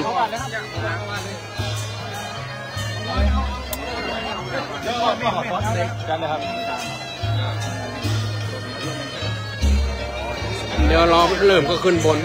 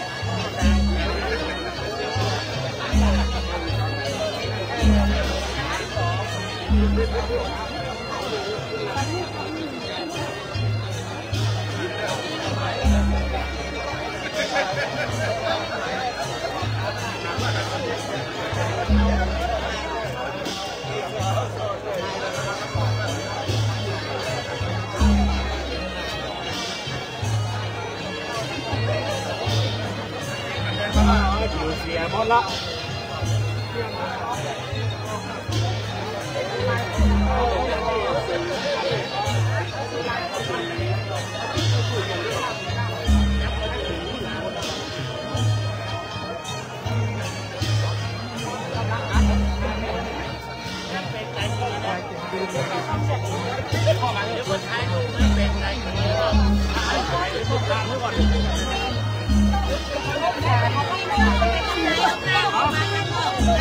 โต๊ะปีน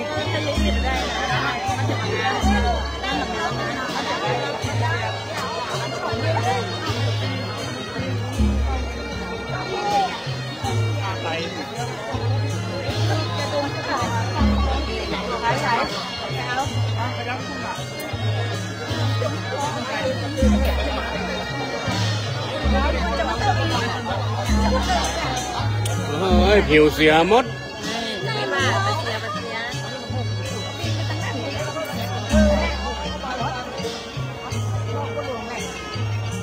หน้าที่ทำมาอยู่ลายนี้หันหน้าออก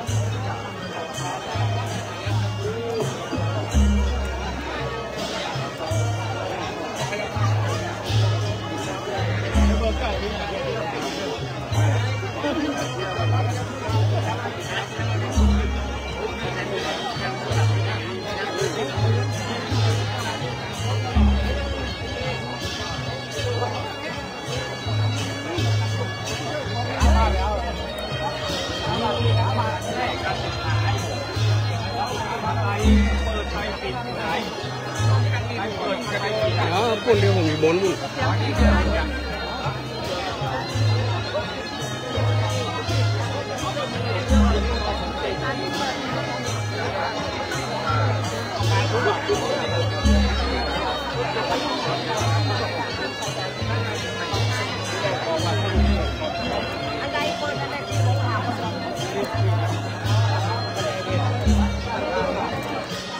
เหมือนกันนะกันเหมือนกันนะอันนี้เปิดถ้าเสร็จแล้วประมาณเดี๋ยวค่อยเก็บไปไว้เปิดส่วนทานไว้หรอกนะครับดิ้งมาแล้วดิ้งมาแล้วส่วนทานไว้ก่อนแล้วก็ปอกปิดกับทานนี้1 2 3 4 5 6 7 8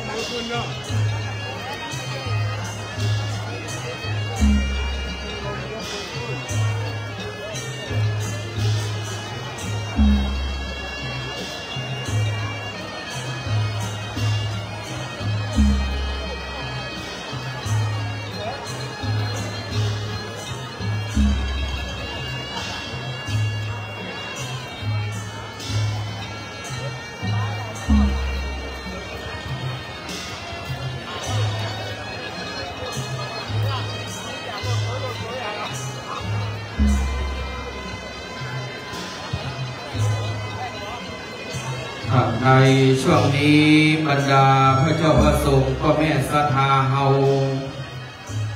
หลังจากบำเพ็ญของพระกุศลอินทานเป็นคำรบเบื้องต้นแล้วตอนนี้ท่านอาจารย์กรินและเจ้าหน้าที่กองงานศาสนพิธีการแห่งล้านนาได้รวบรวมเรียบเรียงรายชื่อ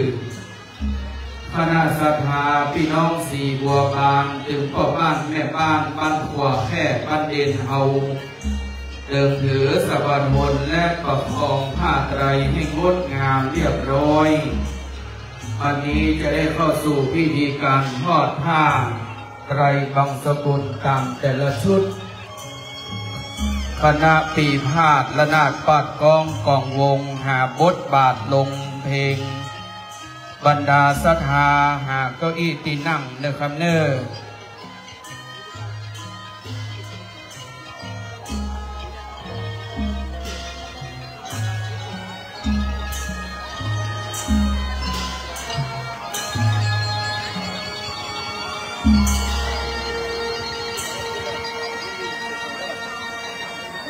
ขอบคุณลูกหลานเยาวชน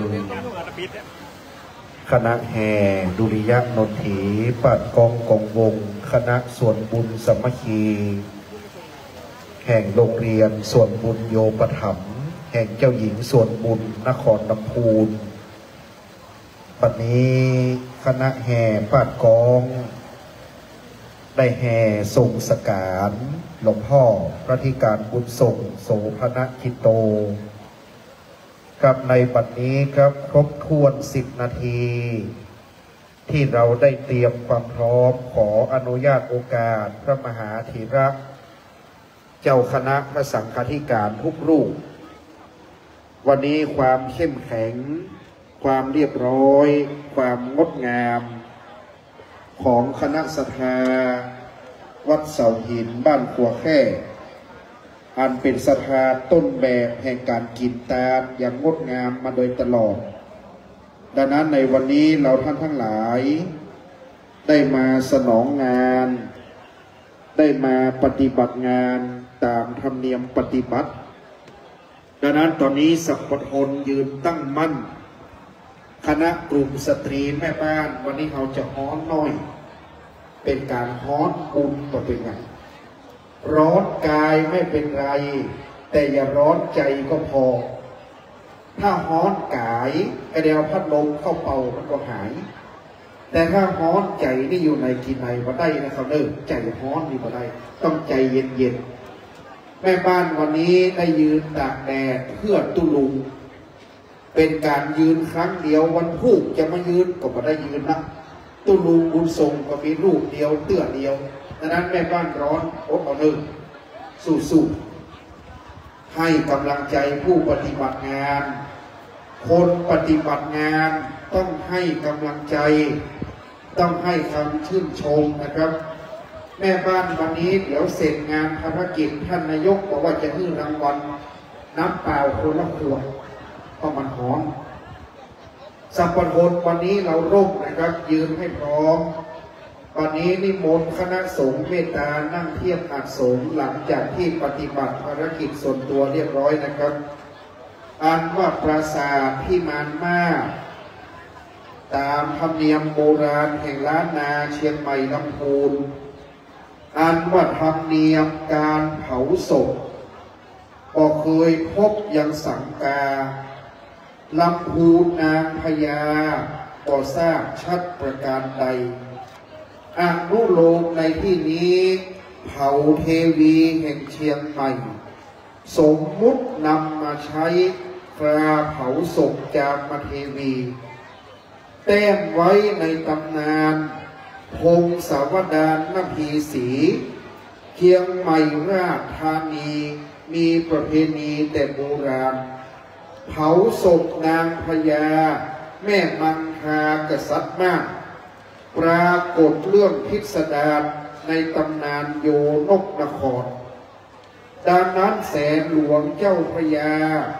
ยานปีชานั้นมากมีช่างเอกนพีศรีสุดฝีมือเล่าลือมาสร้างพิมานบุษบกบนหลังนกราชปักษาหักสดิลิงพิชาเนาอยู่ป่าหิมพานต์รองด้วยแม่สะดึงฉุดลากพึ่งด้วยจ้างสารเจาะเมฆเวียงปราการลากศพสู่นอกเมืองหลังวัดโลกโอลีกษัตรีเกียรติฟูเฟื่องถวายเพลิงจนนับเนืองเป็นธรรมเนียมแต่นั้นมาเจ้านายภิกษุสงฆ์ยามปลดปลงวายชีวาประเพณีเจ้าพาราสร้างปราสาทสูงเรืองรองเหนือนกหัสดีลิงงามสิงคลิ้งแถวเผือกทองประชามากเมืองนองลาดปราสาทเผานอกนครบัดนี้อันว่าพญานกหัดมีกายเป็นหงส์ขยับปีกยันยงขนลายเป็นจรงแวววัดรุกจิรา เสียงเป็นกุญชรหันซ้ายหันขวาโบกหูกับพริบตาเป่งงวงวิธีแต่เจ้าก็หันซ้ายหันขวา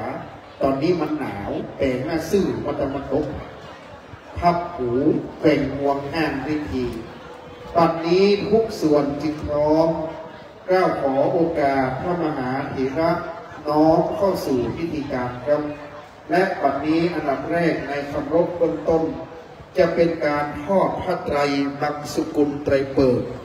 ด้วยความเคารพการนี้เรียนเชิญท่านพันตำรวจเอกสถิตพินิจสอนวันนี้ท่านคือเกียรติเดินทางมาดูแลความเรียบร้อยท่านนายกเทศมนตรีตำบลศรีบัวบานได้คือเกียรติทอดพระไตรบังสุกุลไตรเปิดณบัดนี้เชิญท่านครับ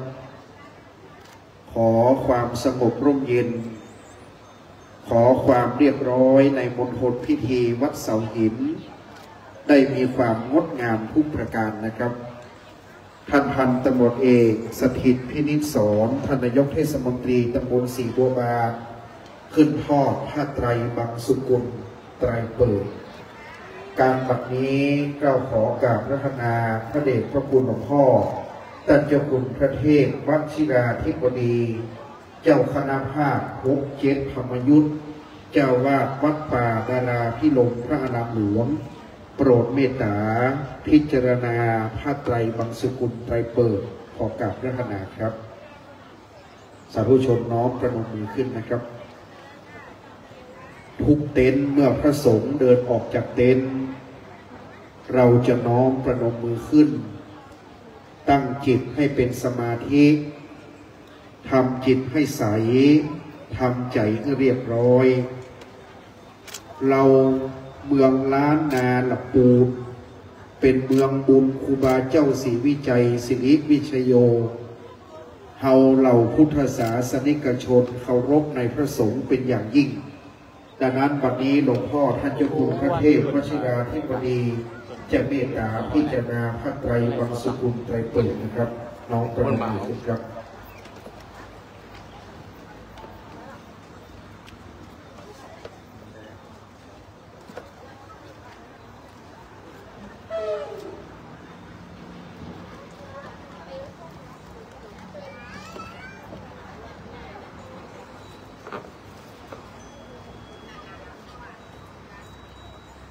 วันนี้เราน้อมกราบในร่มบารมีแห่งพระเดชพระคุณท่านเจ้าคุณพระเทพวชิราธิบดีเจ้าคณะภาค6-7ธรรมยุทธเจ้าวาดวัดป่าดาราพิรมพระอารามหลวงได้โปรดเมตตาพิจารณาพระไตรบังสุกุลไตรเปิดแล้วครับขอบพระคุณท่านพันตำรวจเอกสถิตพินิจสอนท่านนายกเทศมนตรีตำบลศรีบัวบานข้าราชการผู้ใหญ่ได้คือเกียรติทอดพระไตรเปิดแล้วครับ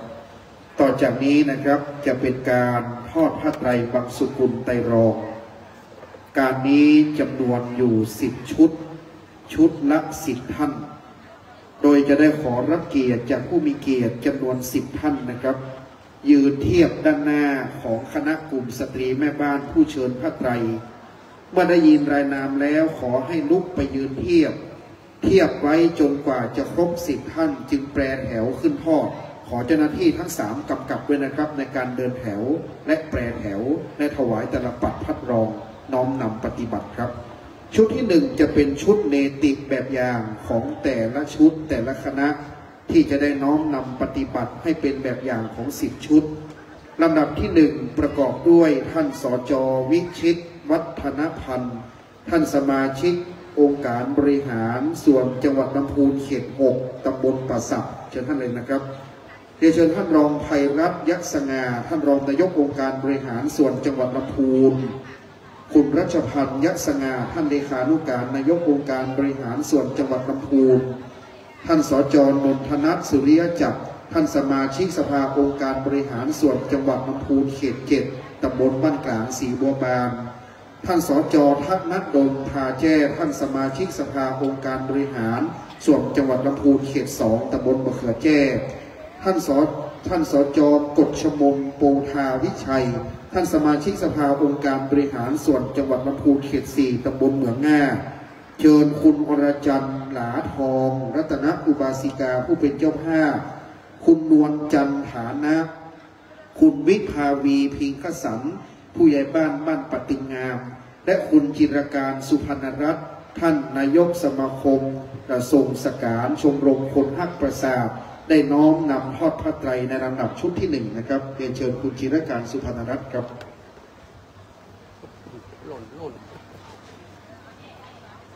ครับในโอกาสขณะนี้นะครับคุณอรจันทร์คุณนวลจันทร์เดินไปตรงกลางให้พร้อม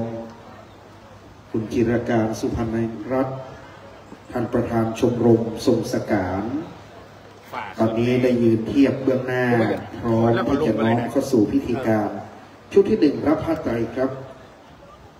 การนี้คุณจิรการจะเป็นผู้นำแถวนะครับขึ้นไปด้านบนชุดที่1จะเป็นแบบอย่างอีกทั้ง9ชุดน้อมนำปฏิบัติคุณวันจันทร์เป็นแถวเลยครับการนี้จะเป็นระเบียบศาสนาพิธีการเรียบร้อยตามที่เราได้ปฏิบัติกันมานะครับ8จังหวัดภาคเหนือ9จังหวัดถึงระแหงเมืองตากปัจจุบัน10จังหวัดถึงจังหวัดกำแพงเพชรที่มีพระราชทานเพลิงศพและประชุมเพลิงศพตั้งปราสาทนกหัสดีลิงดังนั้นยึดถือเป็นขนบธรรมเนียมเดียวกันทั้งหมดนะครับ10กว่าจังหวัดของเหนือเรามีการตั้งปราสาทครบแล้วทอดพระไตรจำนวน10ในชุดที่1เชิญเลยครับการนี้ด้วยความนอบน้อมในพระมหาเถระ10 รูปเรานิมนต์เจ้าคณะผู้ปกครองสงฆ์ทั้งนั้นนะครับด้วยชุดนี้เป็นข้าราชการผู้ใหญ่และเจ้าภาพใหญ่ประกอบด้วยพระเดชพระคุณหลวงพ่อท่านเจ้าคุณพระสุวรรณเมธีดร.รองเจ้าคณะจังหวัดเชียงใหม่วัดพระธาตุศรีจอมทองวรวิหารพระเดชพระคุณท่านเจ้าคุณพระศรีธรรมโสพลปริยธรรม9 พระโยครองเจ้าคณะจังหวัดลำพูนวัดพระธาตุภูมิชัยวรมหาวิหารพระเดชพระคุณท่านเจ้าคุณพระศรีศิลปาจารย์ติคุสาเจ้าคณะภาคเจ็ดวัดพระธาตุศรีจอมทองวรวิหารพระเดชพระคุณท่านเจ้าคุณพระวชิรธรรมสมถาวิปัสสนาธุระเจ้าวาดวัดรัชมังคลารามวัดสวนลำไยพระเดชพระคุณท่านเจ้าคุณอาจารย์พระวชิรภาวนาวิปัสสนาธุระเจ้าคณะตำบลมะกอกเจ้าวาดวัดพระพุทธบาทตักผ้าพระอารามหลวงเมืองเวลุขานปัสสามท่านอาจารย์พระมหาสมศักดิ์สุภเมธีเปลี่ยนธรรม7 ประโยครองเจ้าคณะจังหวัดแม่ฮ่องสอนวัดสายขาวเมืองปายแม่ฮ่องสอนท่านพระครูวิบูลย์เจติยาธรผู้ช่วยศาสตราจารย์รองเจ้าคณะจังหวัดลำพูนผู้ช่วยเจ้าวาดวัดพระธาตุหริทุนชัยวรมหาวิหารท่านพระครูไพศาลธรรมานุสิทธิ์เจ้าคณะอำเภอเมืองลำพูนเจ้าวาดวัดประตูป่าท่านพระครูมนูกิจจาธรเจ้าคณะอำเภอแม่ทาวัดทากาศและท่านพระครูศรีกิตยาที่คุมเจ้าคณะอำเภอป่าซางธรรมยุทธวัดเกาะกลางป่าซาง10 รูปในชุดที่1ครับจะขอพระมหาเถระผู้ใหญ่นะครับการนี้สาธุชนประนมมือขึ้นครับเป็นบุญนะครับการประนมมือไหว้ได้บุญบุญไหว้เรามีใจน้อมก็น้อมรับบุญในชุดที่1คณะสงฆ์10 รูปอันเป็นพระราชาคณะเจ้าคณะอำเภอเจ้าคณะผู้ปกครองสงฆ์บ้านเมืองลำพูนวันนี้นะครับพระราชาคณะ10 กว่ารูปรองเจ้าคณะจังหวัดเจ้าคณะอำเภอรองเจ้าคณะอำเภอพระสังฆาธิการ100 กว่ารูปเป็นประวัติศาสตร์ดังนั้นจิตตานหยาดน้ำเสาหินคราในจะยิ่งใหญ่เสมอเพราะหลวงพ่อบุญทรงได้วางแผนสร้าง10 ปีหลวงพ่อจึงมีบารมีแผ่กว้างพระมหาเอกพลชุติพโรดร.จึงได้ขนบแผนจากหลวงพ่องานจึงปรากฏให้งดงามนะครับ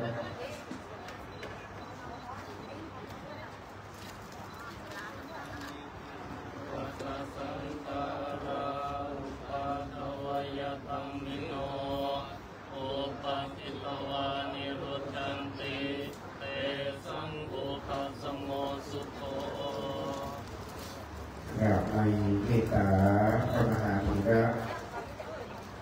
ทั้ง10 รูปล้วนเป็นพระราชาคณะนะครับ มีพระเดชพระคุณท่านเจ้าคุณพระสุวรรณไมตรีดร.เจ้าหน้าที่ช่วยดูแลคณะสงฆ์ด้วยนะครับในชุดที่2ชุดที่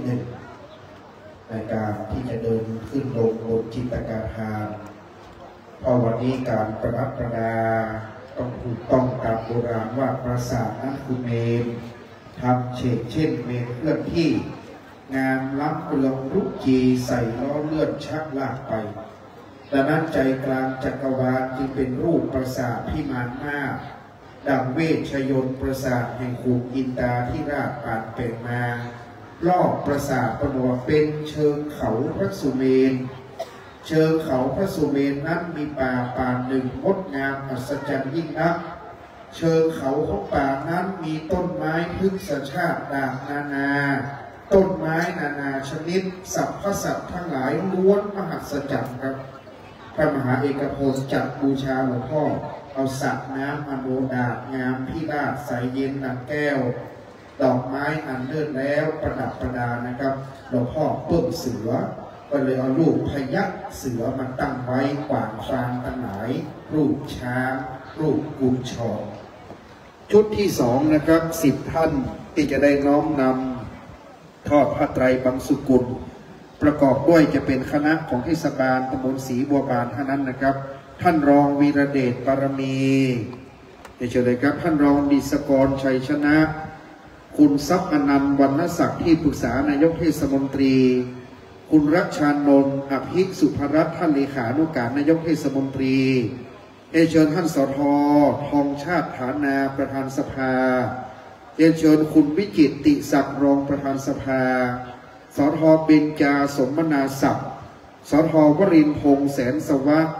สท.ยาดาอภิวงงามและคุณจรูนคำปนาครับในชุดนี้เป็นชุดที่2นะครับวันนี้ล้วนคณะผู้ปฏิบัติวันนี้ท่านนายกท่านรองนายกน้อมนำปฏิบัติหน้าที่ที่ปรึกษาเลขาประธานสภาและสมาชิกสภานะครับวันนี้10 ท่านครบถ้วนในชุดที่2รับพระไตรครับเราปฏิบัติอย่างนี้ทั่วทิศสนองศาสนกิจแห่งคณะสงฆ์ลำพูนเชียงใหม่จึงทำรงไว้ซึ่งความเป็นระเบียบนะครับดังนั้นบ้านเมืองลำพูนเป็นบ้านเมืองที่ศาสนารุ่งเรืองอำไพครูบาอาจารย์พระผู้ใหญ่ท่านเมตตาครับ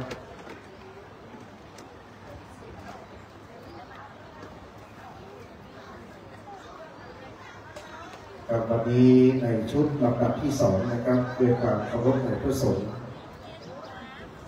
การนี้ครับในชุดที่2พร้อมแล้วเข้าพระไตรชุด2เลยเชิญท่านเลยครับชุดที่2นะครับประกอบด้วยพระมหาธีระท่านพระครูสิริสุตตานยุทธรองศาสตราจารย์ดร.รองเจ้าคณะอำเภอเมืองลำพูนวัดประเหวผู้อำนวยการวิทยาลัยสงฆ์ลำพูนท่านพระครูสิริวชิโรภาสรองเจ้าคณะอำเภอเมืองลำพูนวัดป่าม่วงสันป่าฝ้าย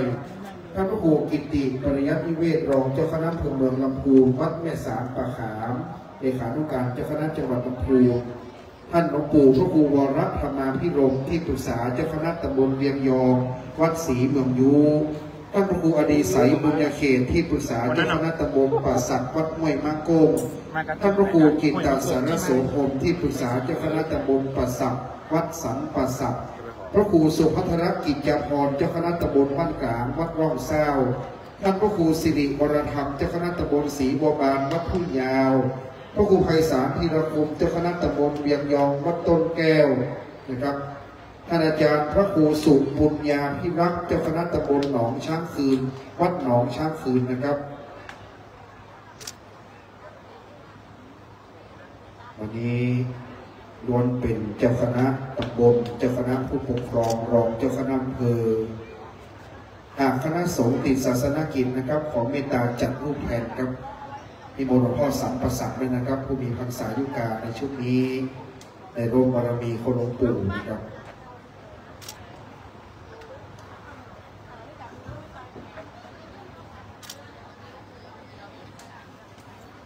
สาธุชนประนมมือขึ้นครับ10 รูปเจ้าหน้าที่กำกับดูแลหลวงปู่วัดสัมปสักไปเรื่อยเวลาขึ้นอะไรนะครับ เราต้องดูแลพระสงฆ์เป็นพิเศษเพราะพระสงฆ์เป็นบุญญาเขตมหากุศลจะต้องดูแลอุปถากให้บุญใหญ่นะครับ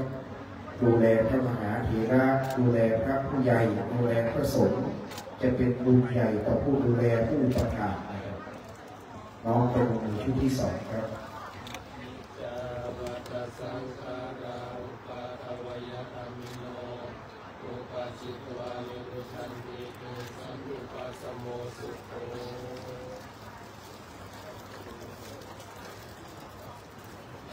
กราบนมัสการขอบพระคุณพระคุณเจ้าทั้ง10 รูปในชุดที่สองที่ได้โปรดเมตตาพิจารณาพระไตรลักษณ์สุขุมขอบพระคุณท่านผู้มีเกียรตินะครับวันนี้ผู้หลักผู้ใหญ่มาเยอะชุดที่สองนี้ล้วนเป็นคณะของเทศบาลศรีบัวบานวันนี้ต้องขอบคุณนะครับท่านสสวิสิทธิ์ปันสวนปลูกท่านสสเขตหนึ่งก็มาตั้งแต่เช้านะครับมานั่งเป็นกำลังใจมาเป็นเจ้าภาพวันนี้ท่านสสมอบหมายข้าราชการปฏิบัติงานแทนครับแต่ได้นั่งเป็นเจ้าภาพวันนี้ขอบคุณท่านสสวิสิทธิ์ปันสวนปลูกด้วยนะครับ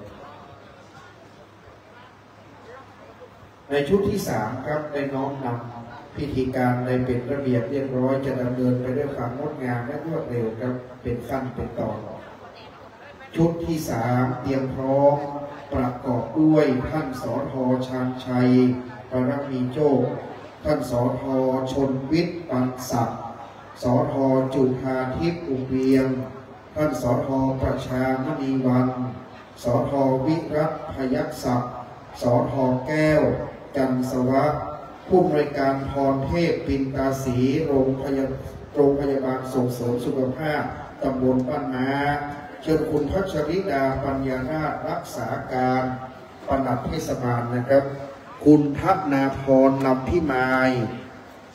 ในนามของรักษาการผู้อำนวยการศูนย์เด็กเล็กของเทศบาลศรีบัวบานและคุณปรัชญามัคคุครับคุณปรัชญามัคคุชุดนี้นะครับสท.ผู้อำนวยการรพ.สต.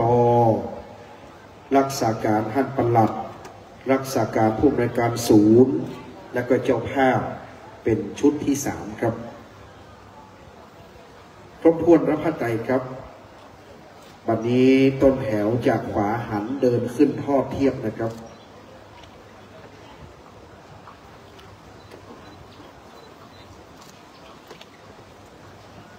ครับในชุดที่3เปิดโป่งครูบามหาเถรเปิดเอายามแล้ง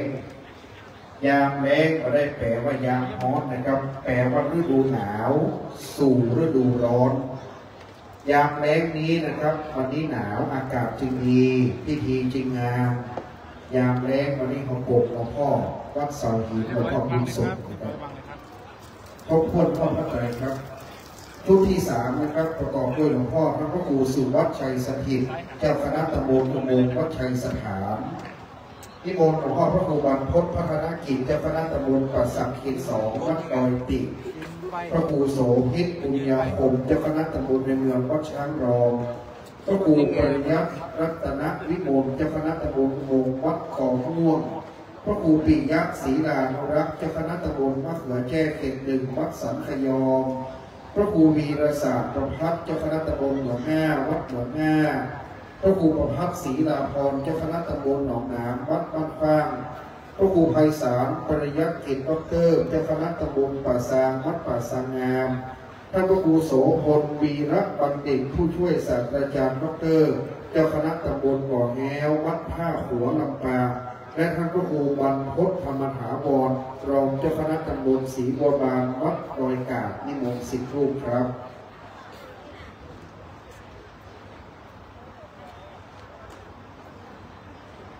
ชุดนี้นะครับจะล้วนเป็นเจ้าคณะตำบลมีท่านพระครูโสภิตปุญญาคมวัดจ้างรองเป็นต้นมีพรรษายุการนะครับเป็นอาจารย์ของหลวงพ่อหลวงพ่อบวชที่ช้างรอง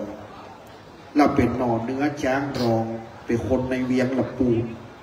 ตุลูบุญส่งออกสำนักวัดช้างรองพระครูโสภิตปุญญาคมอบรมสร้างสมอบรมศิษย์ จนเจริญวัฒนากิจมาจนถึงการวันนี้นะครับนี่ศิษย์ช้างรองอาจารย์โอโมประชาสัมพันธ์เยี่ยมเลยนะครับศิษย์ช้างรอง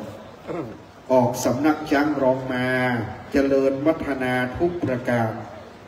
ตุลุงบวชเนรติช้างรองมาเป็กตุติวัดหลวงนะครับวัดพระธาตุหริพุนชัย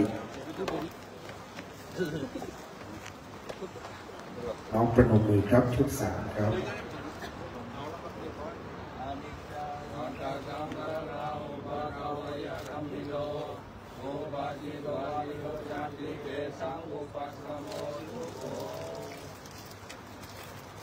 ในเมตตาคณะสงฆ์รวมเป็นเจ้าคณะตำบลนะครับชุดที่3ขอบพระคุณคณะสาธุชนชุดที่3ทั้ง10 ท่านเราพ่อเป็นคนในเวียงบ้านจ้างรอ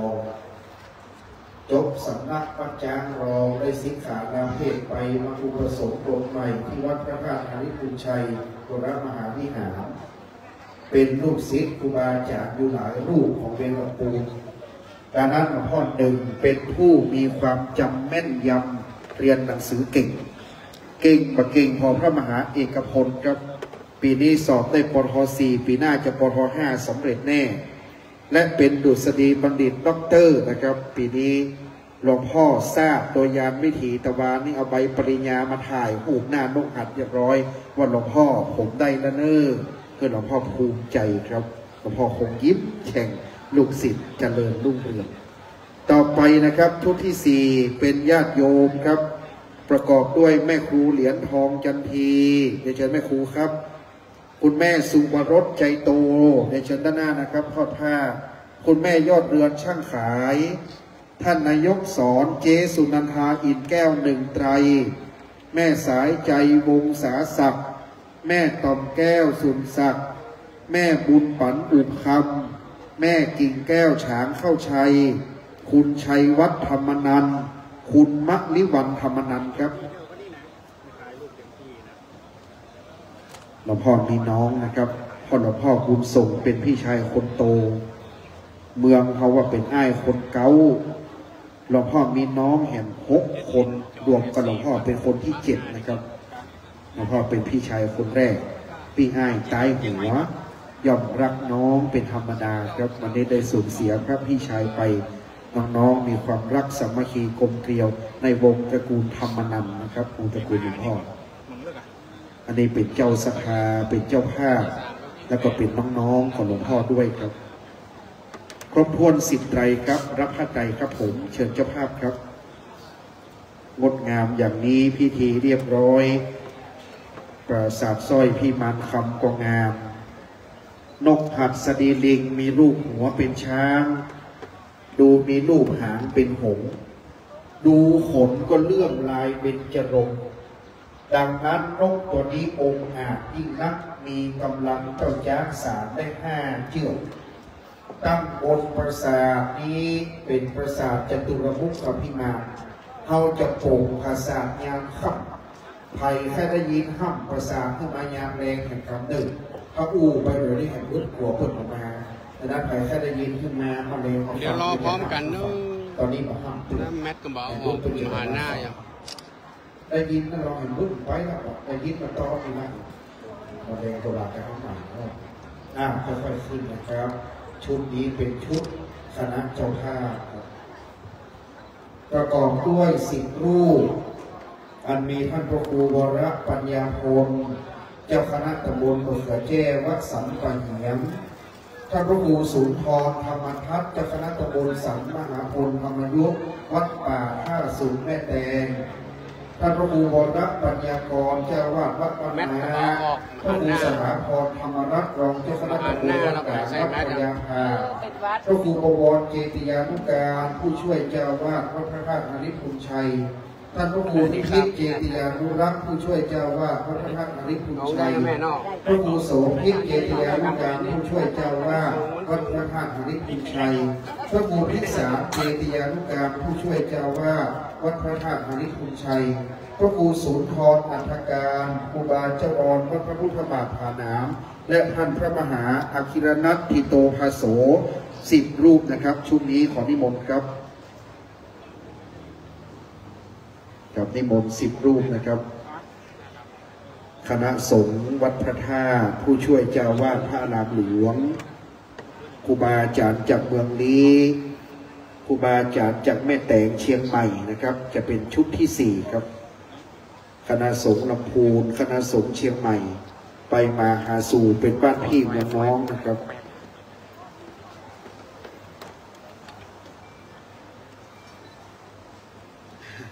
นิมนต์ครับ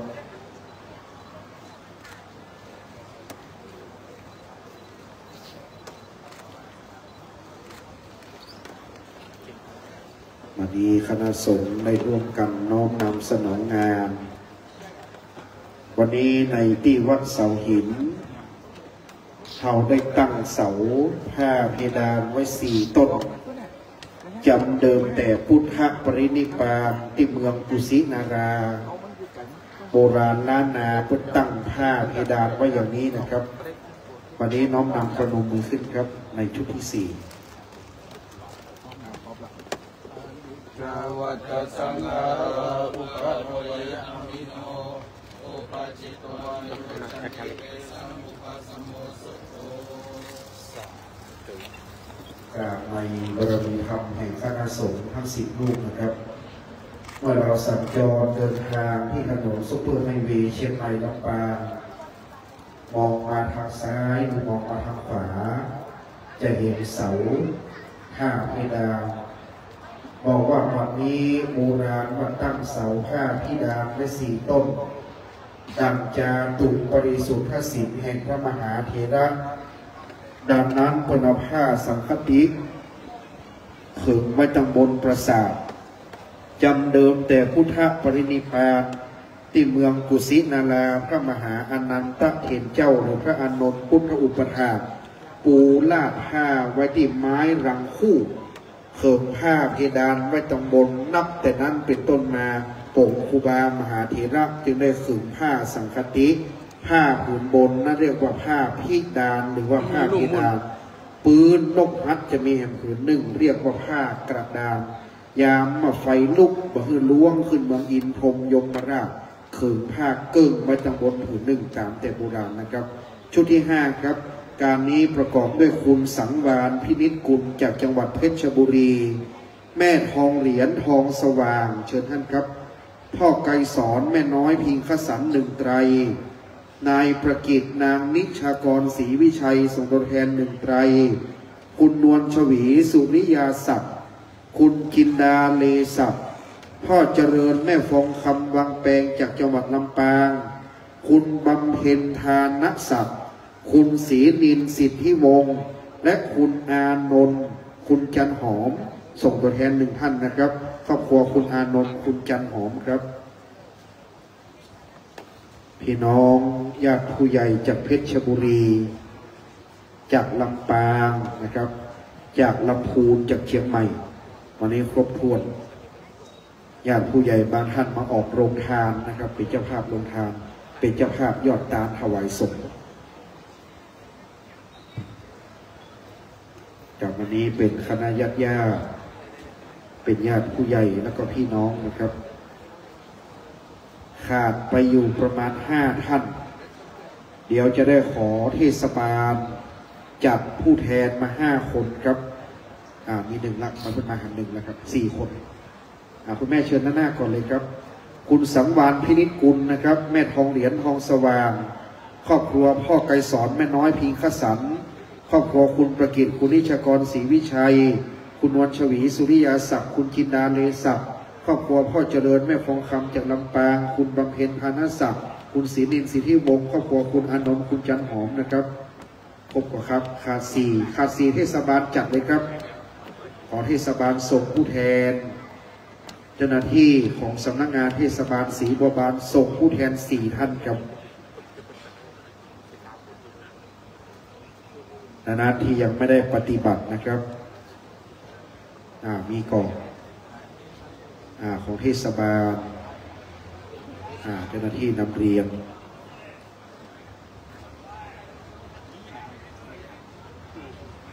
มาแล้วเชิญเลยครับมาแล้ว มา2กำนันผู้ใหญ่บ้านมาอ้าวส่งชมรมกำนันผู้ใหญ่บ้านมาแห่ง2บ่มีก่อนเอาคุณพ่อไปแล้วโอเคกรรมการวัดเข้าเทียบพร้อมครับรับผ้าไตรเลยครับนี่งดงาม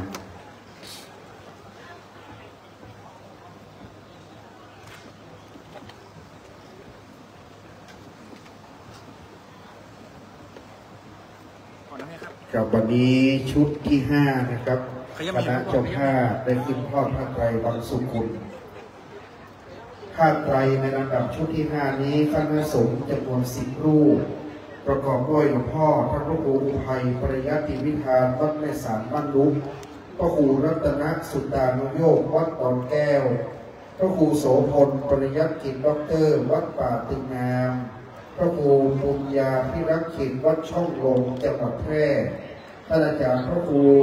อมรเขมากรวัดมงคลตุลชยารามท่านอาจารย์พระครูวิทิตธรรมนันท์วัดสวนดอกครับท่านอาจารย์พระครูชัยมงคลพิทักษ์วัดชัยมงคลพระครูรัตนวันสารพรพุทธสถานอุโบสถวังตองพระครูปริยัติรังสรรค์ด็อกเตอร์วัดบ้านห้องหลวงอำเภอบ้านห้อง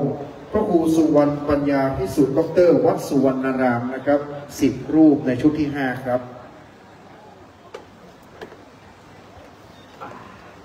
เมตตาแห่งพระสังฆเจ้าครูบาอาจารย์วันนี้ทางพระครูวิทิตธรรมนันท์ก็มาดูแลตั้งแต่หลายวันนะครับเพราะเป็นสหธรรมิกกับท่านอาจารย์พระมหาเอกพลจากพระครูชัยมงคลพิทักษ์อันนี้เป็นต้นช่วงนี้เป็นคณะทำงานครับเป็นคณะผู้ปิดทองหลังพระเป็นคณะสงฆ์ผู้เสียสละเป็นคณะสงฆ์ที่ดูแลนะครับสุวรรณารามวัดสวนดอกวัดชัยมงคลครับ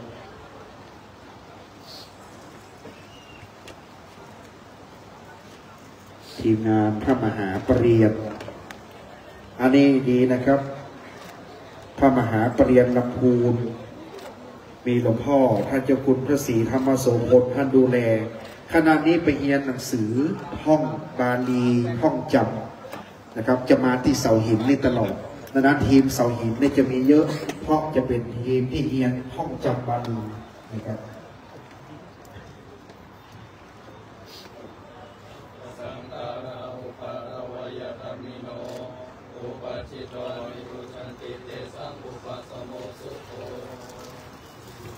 ในเวลานะครับห้องเรียนบาลีนะครับของวัดพระธาตุอาริพุนชัยเปิดห้องเรียนที่วัดเสาหินหลวงพ่อพระเทพรัตนนายกอุปถัมภ์นะครับดูแลค่าใช้จ่ายดูแลต่างๆโอ้หน้าเฮียนนะครับสวรรค์จะไม่เฮียนทุกคนเพราะหลวงพ่อพระเทพรัตนนายกอุปถัมภ์และหลวงพ่อเจ้าคณะจังหวัดอุปถัมภ์ห้องเรียนบาลีเสาหินสวรรค์วิทยากรจะไม่เฮียนทุกคนเฮียนบาลีศึกษาเอาประโยค1-2บอกขอบพระคุณครับขอบคุณท่านนายกเทศมนตรีครับให้รางวัลน้ำดื่มเย็นเรียบร้อยครับแม่บ้านในรางวัลจะท่านนายกให้ชื่นใจนะท่านนายกดูแลนี่เปิดบอกว่ารับใช้ใกล้ชิดติดประชาชนท่านนายกศรีบัวบานแต่งกายชุดสีกากีพระเจ้าอยู่หัวตรัสว่าที่ให้ชุดข้าราชการเป็นสีกากีเพราะสีกากีเป็นสีของดินให้ข้าราชการติดดินรับใช้ใกล้ชิดติดประชาชนท่านนายกศรีบัวบานของพวกเราดูแลประชาชนอย่างใกล้ชิดนะครับชุดต่อไป6แล้วครับกำนันผู้ใหญ่บ้านนะครับประกอบด้วยท่านกำนันอดิเรกทิศศักดิ์พ่อหลวงประเสริฐตะนาหมู่1พ่อหลวงชวลิตบุญอุประหมู่2บ้านจำขิมดพ่อหลวงนิกรสุริมอัศวะพ่อหลวงบ้านขวาแคบหมู่4พ่อหลวงพัฒพลเขียวอัศวะพ่อหลวงบ้านม้าไต้หมู่5พ่อหลวงรุ่งวังแจ่มพ่อหลวงบ้านม้าเหนือหมู่6พ่อหลวงอภิชาติสารกาดพ่อหลวงบ้านพุ่งยาวเหนือหมู่7พ่อหลวงประดิษฐ์เตมีศักดิ์พ่อหลวงบ้านหนองลมหมู่8พ่อหลวงเฉลียวสิทธิสืบเชื้อพ่อหลวงบ้านปะบงหมู่9นะครับและพ่อหลวงบ้านเจิดพาศักดิ์พ่อหลวงบ้านประป่วยหมู่10ครับ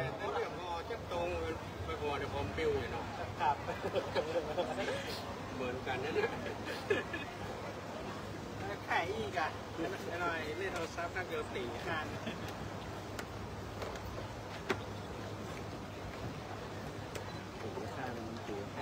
อันนี้เป็นปอกแว่นกับปอกแก่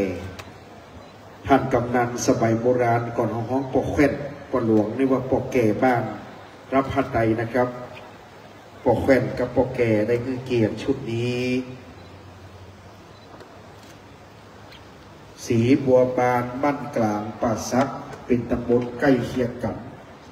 เวลามีกิจมีการได้จะอบอุ่นเป็นพิเศษอุโมงค์ในใกล้เคียงกันใกล้เคียงกันเราพอใจสถานเข้ามาเราห้องดังหน้านะครับลำพูนนะครับมาลำพูนข้างในก็อบอุ่นใจเสมอนะครับชุดต่อไปนี้นะครับจะเป็นชุดที่ประสงค์จะเมตตาในลำดับต่อไปครับประกอบด้วยท่านพระครูสุขุมราชกะบรรพตครูบาพัฒน์วัดดอยคุงเงินพระครูปิยะสามโสพลรองเจ้าคณะตำบลเวียนยองวัดในสารปะแดท่านพระครูวิโรจน์ชยาพรดร.วัดโบกน้ำดิบพระครูบัณฑิตธรรมวัดดร.วัดหนองเจดีพระครูประสิทธิ์วีรศาสตร์วัดหนองเกิดเวลุคามป่าซางนะครับพระครูวิบูลย์กิติวงศ์วัดกู่เรืองพระครูบัณฑิตานุกิจวัดน้ำโค้งพระประหลัดสุรศักดิ์โสธนจิตโตวัดเจ็ดลินเวียงเชียงใหม่ท่านพระครูวิรุณปัญญาวุฒิวัดหนองเรือพระครูโกวิทอัฏฐวาทีผู้ช่วยศาสตราจารย์ดร.วัดบ้านกองครับช่วงนี้จะเป็นคณะสงฆ์เวลุคามป่าซางครับป่าซางปีนี้นะครับ25 เดือนมกราคมจากพระราชทานเพลิงศพพระเดชพระคุณท่านเจ้าคุณพระพุทธบาทพิทักษ์25 มกราของลำพูนเรานะครับ25เริ่มที่วัดพระบาทก่อนต่อไปที่นะครับ19 ถึง 25ที่วัดพระบาท22 กุมภาวัดบ้านเหล่าพระเจ้าตาเขียวนะครับ8 กุมภาพระครูธรรมลงวิรพิทักษ์วัดศรีมงคลหาเหมือนเลิกกับปีนี้ลำพูนเรา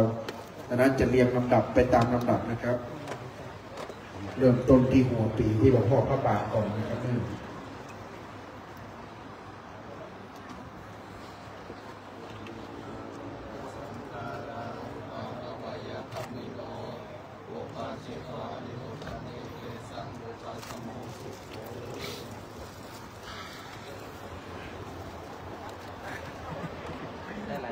ได้ไรนี่แหละ11 มกราคมนะครับเอาสิกราวัดสาต้นพึ่งนะครับสาต้นพึ่งและมหาพระบาทแล้วไปหา4 มงคลแล้วไปหาวัดบ้านเราพระเจ้าตากสินนะครับของลำพูน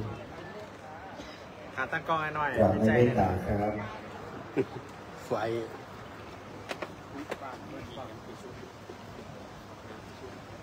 ครับวันนี้เป็นภาพที่งดงามเป็นภาพอันเป็นความเป็นระเบียบแบบแผนนะครับคณะสงฆ์เวลุคามในชุดที่6ชุดต่อไปครับแม่หลวงปราณีขันนาแม่หลวงบ้านดอนแก้วหมู่11พ่อหลวงสง่าพ่อหลวงบ้านทุ่งยาวใต้หมู่12ท่านสารวัตรห่องพันธ์ท่านุกรรมครับท่านสารวัตรกำนันตำบลศรีบัวบานคุณอัศวินคำข่ายแพทย์ประจำตำบลศรีบัวบานผู้ช่วยสุเทพโนโชตผู้ช่วยศรีบัวบานหมู่1ผู้ช่วยพันธกาทองอิสระจำขี้มดหมู่2ผู้ช่วยพลศรีบุญเรืองบ้านจำบอนหมู่3ผู้ช่วยประยูนขันนาบ้านจำขี้มดหมู่2ผู้ช่วยสุนทรเพิ่งบุรีบ้านหนองลมหมู่8น้องดุ๋มครับคุณชัยนรงค์ใจเมืองบ้านประโบกหมู่9ครับอันนี้พ่อหลวงสารวัตรแพทย์และผู้ช่วยครับผม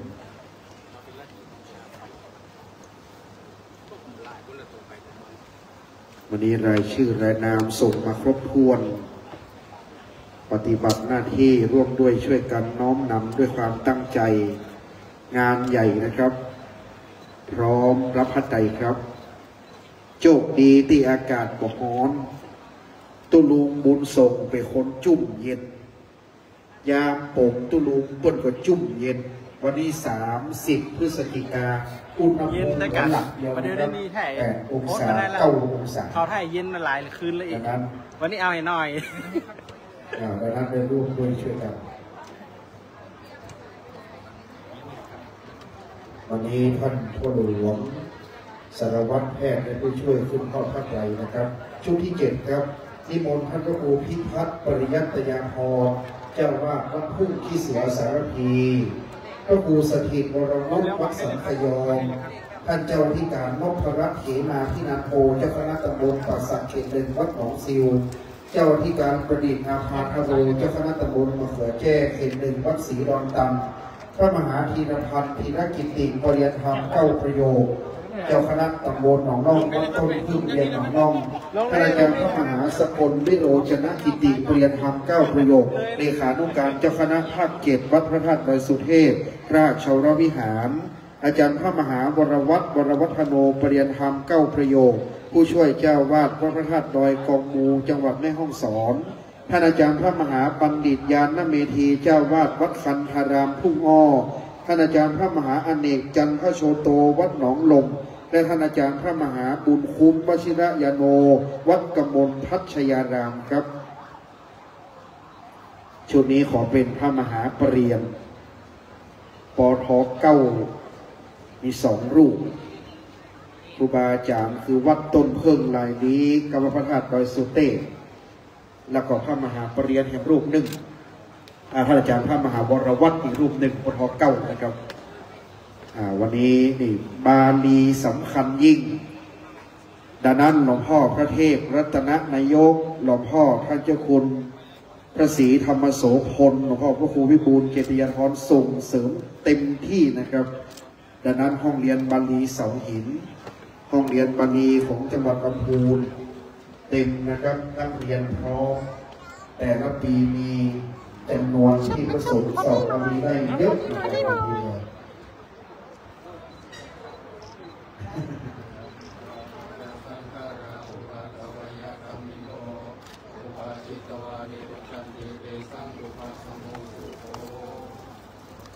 ในเมตตาครับผม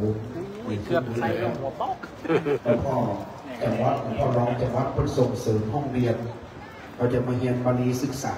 อปท1 2กันสวรรค์จะนักมาเรียนกันหมดแล้วงดงาม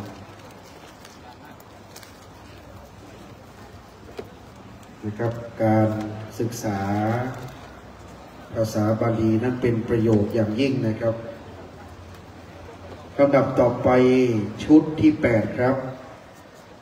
ประกอบด้วยน้องออยร้านทรูคอฟฟี่แม่พรทิพย์ใจมาครอบครัวพ่อเจริญแม่เกียงคำชัยยาเศร้าครอบครัวคุณสายสวัสดิ์คุณประนมพรนันจิตศักดิ์แม่จันเที่ยงนามบงแม่ทองโพธิมาท่านนายกสุชาติพิงคสันท่านนายกเทศมนตรีตำบลป่าสักคุณสมพรพวงคำแม่ครูทองสุขกิ่งมาลีคุณประกายเจตศักดานะครับคนเลยเนาะนี่เนาะมีท่านนายกป่าสักมีข้าราชการครูบำนาญมีข้าราชการผู้ใหญ่ในช่วงนี้ทางการศึกษาด้วย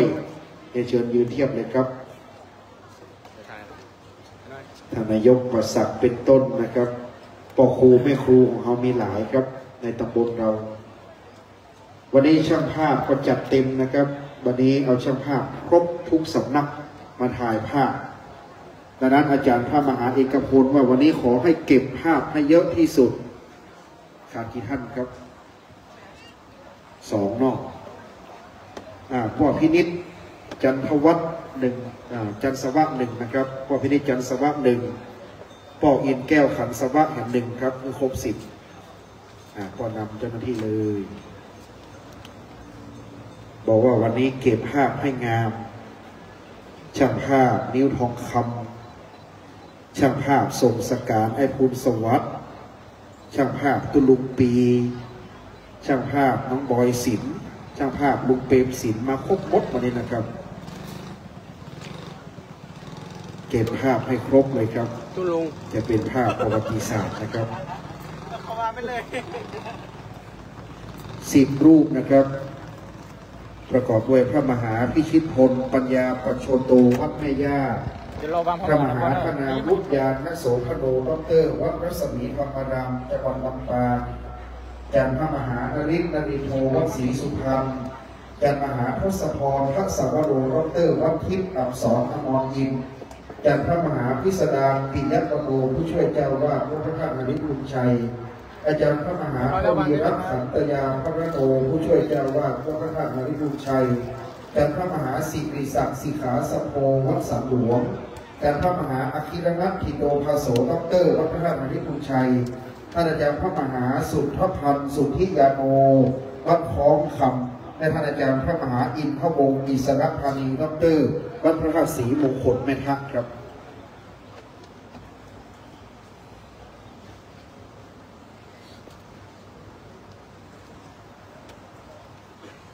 มหาปรริญญาจะนักเป็นพิเศษเพราะตัวเจ้าหลวงเป็นมหาปรริญญาดังนั้นส่วนใหญ่จะเน้นนะครับพระมหาปรริญญาธรรมประโยค1-2ปรริญญาธรรม3ประโยค4ประโยค5ประโยค6ประโยค7ประโยค8ประโยค9ครบหมดนะครับวันนี้หลวงพ่อพระเทพรัตนนายกหลวงพ่อท่านเจ้าคุณพระสุวรรณเมธีด็อกเตอร์เป็นปรริญญาเอกหลวงพ่อพระศรีธรรมโสพลปรริญญาเอกทั้งนั้นนะครับท่านเจ้าคุณด็อกเตอร์พระสุวรรณเมธีท่านเจ้าคุณพระเทพรัตนนายกครูบาอาจารย์เป็นต้นแบบครับเป็นผู้มีความใฝ่รู้เป็นครูให้เห็นเป็นแบบอย่างนะครับน้อมประนมมือขึ้นครับ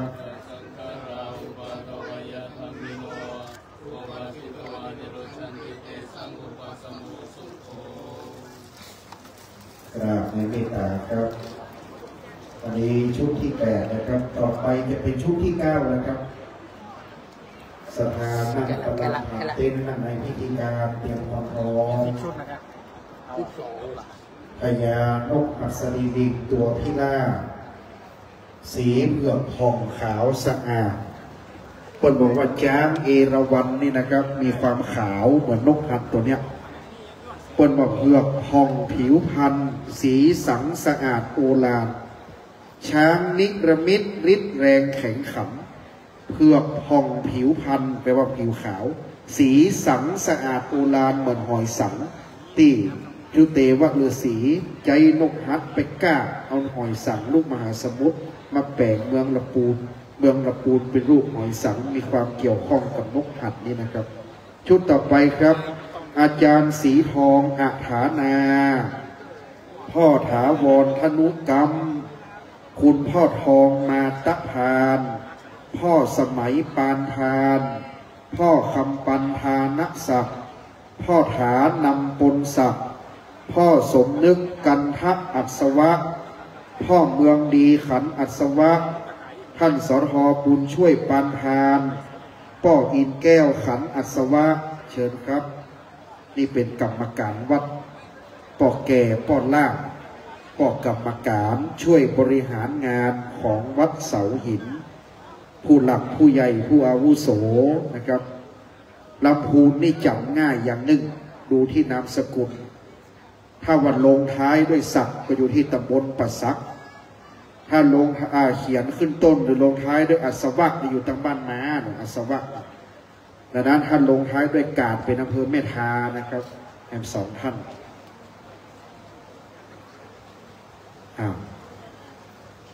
เขาละโอเค2ท่านครบถ้วนครับน้อมนำครับรับพระไตรครับลำพูนได้เป็นเอกลักษณ์นะครับลำพูนเป็นเมืองบุญเป็นเมืองศาสนาวันนี้น้อมนำทอดพระไตรนะครับในชุดที่9ครับประกอบด้วยท่านอาจารย์พระมหาบุญยิ่งสุเมธโสวัดกลางพุ่งพระมหาสถาพรสุริยาสโกเลขานุการเจ้าคณะตำบลวัดกลางวัดร่องเศร้าท่านอาจารย์พระมหาอนุวัฒน์ทิตามีโพวัดหนองปลาขอพระมหาพานุพงศ์คุณายุโตดร.วัดน้ำอ่อนเหลืองพระมหากิษณะกิติโสพโนวัดศรีคำท่านอาจารย์พระมหาสุนิพนธ์จิรวัฒโนผู้ช่วยเจ้าวาดวัดพระพุทธบาทตากผ้าพระรามหลวงท่านอาจารย์พระมหาประสิทธิ์ธรรมาภินันโทวัดช้างคำ ท่านอาจารย์พระประหลัดสุภกรปุญญกโมวัดศรีบัวบานท่านอาจารย์พระครูประหลัดเศรษฐพงศ์พระมมิโลวัดศรีมงคลทางหงส์และพระครูสมุปัตติยามภูริปัญโยวัดล้อเดือดครับนิมนต์ครับมีอาจารย์พระมหาประสิทธิ์ธรรมาภินันโทเป็นต้นนะครับวัดจังกรรมเมืองป่าซางบทเรียนธรรม8 ประโยคนะครับท่านอาจารย์พระมหาประสิทธิ์ธรรมาภินันโทเป็นพระมหาปรริญญาปท8นะครับเป็นต้นแบบของคณะลูกศิษย์ลูกหาช่วงนี้มีวัดศรีมงคลด้วยนะครับฝากวันที่8จะป่งพระครูธรรมรงค์เวลาพิทักษ์เลขานุการเจ้าคณะอำเภอแม่ทาครับ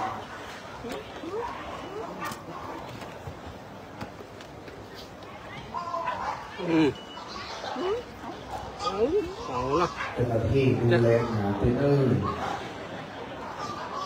น้องประนมมือครับผม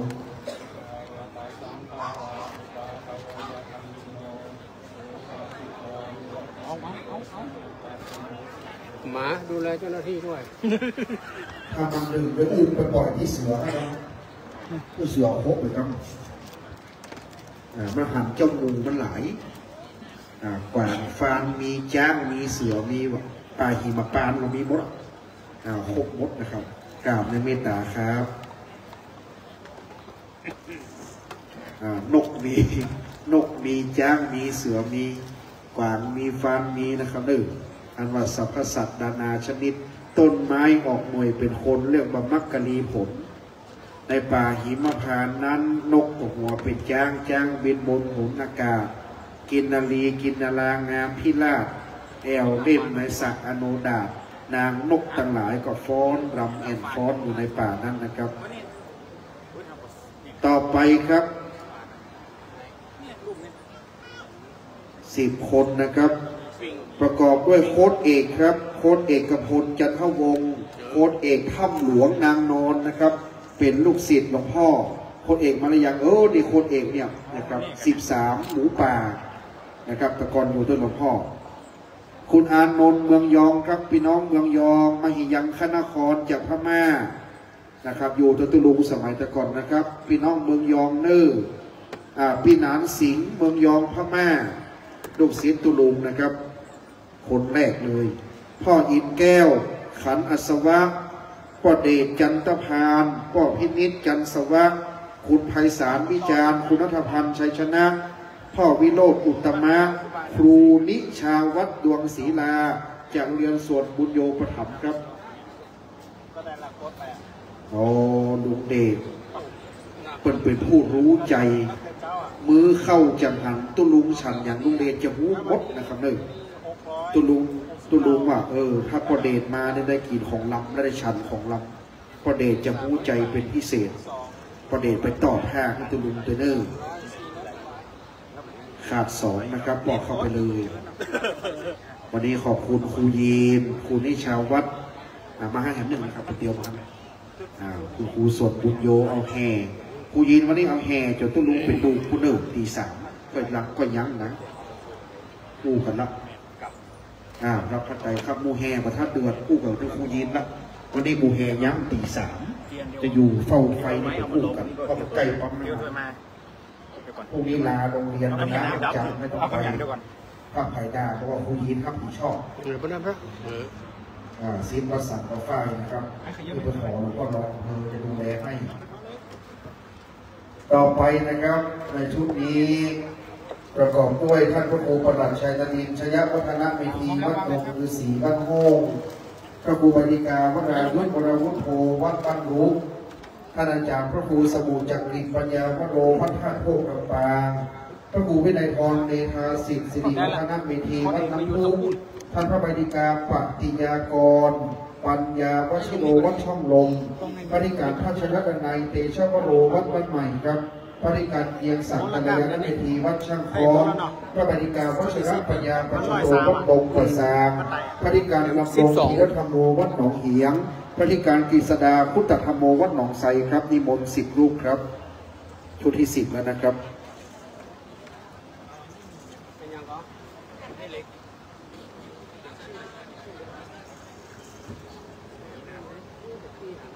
คนนั้นก้มเก็บอยู่อัน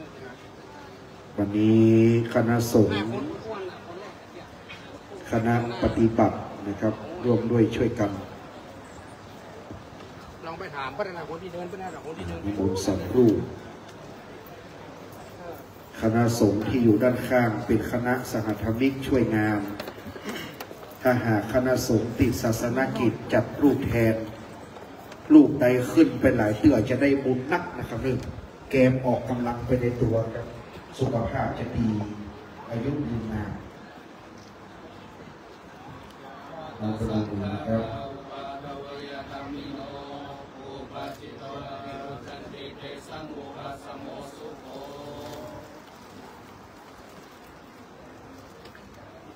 สวยนะในเมตตาครับต่อไปชุด11ก็เป็นชุดรองสุดท้ายนะครับมี12ชุดท่านลองเอาเลย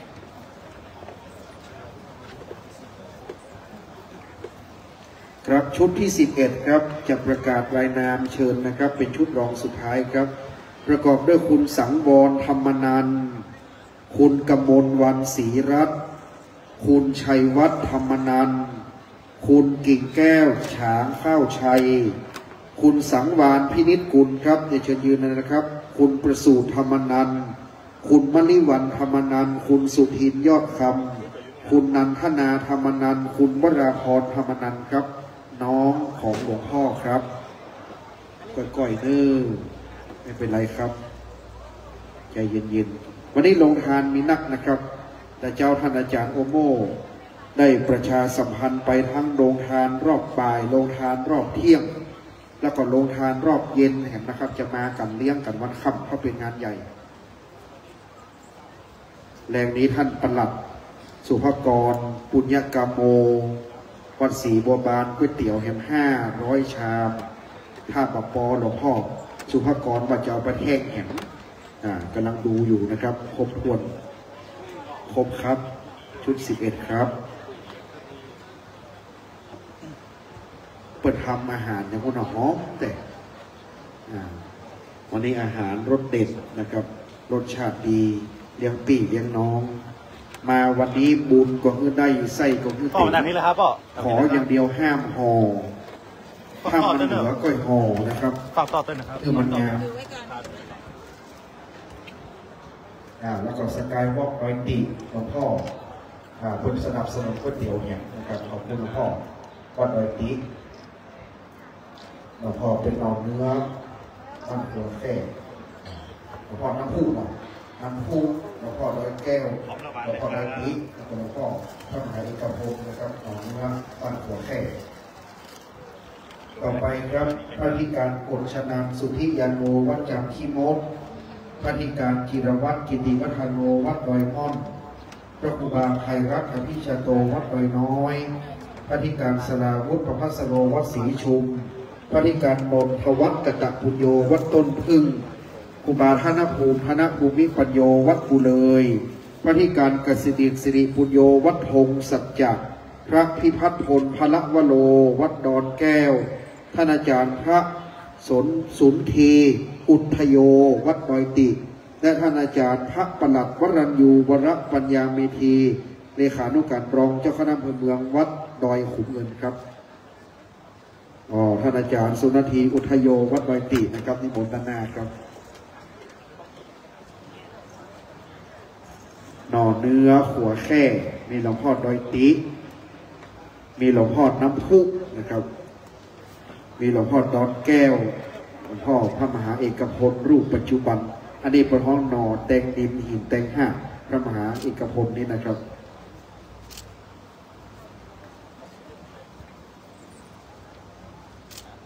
ครบถ้วนเปิดกีตาอบอุ่นเวลาเปิดทำบุญอายุวัฒนะมงคลเนี่ยเปิดจะเอามือกันนะตำบลบ้านกลางกาตำบลศรีบัวบานนิการนะครับเปิดจะหอมครัวซื้อกระดาษเปิดจะจับพุ่มใหญ่เป็นชุดนี่น่าเป็นกันอย่างยิ่งรองประนมมือขึ้นชุดรองสุดท้ายนะครับ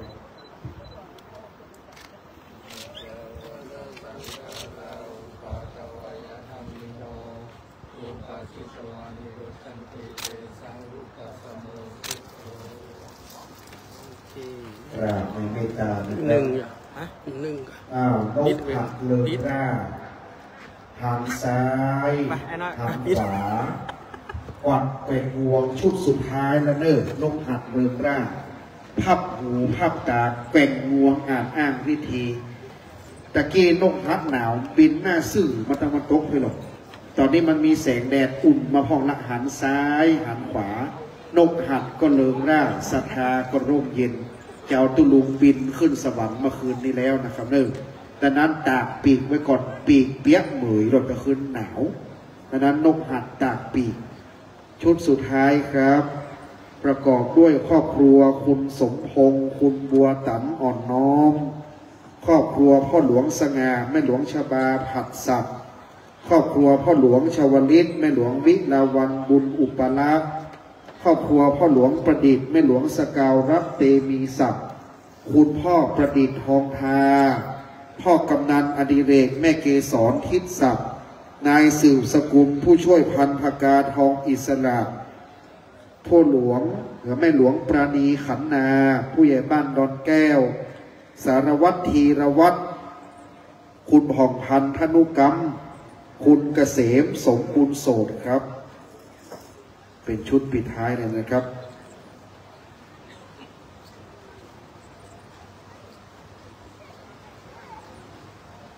โรงทานก็ขมีขมันขนาดหนึ่ง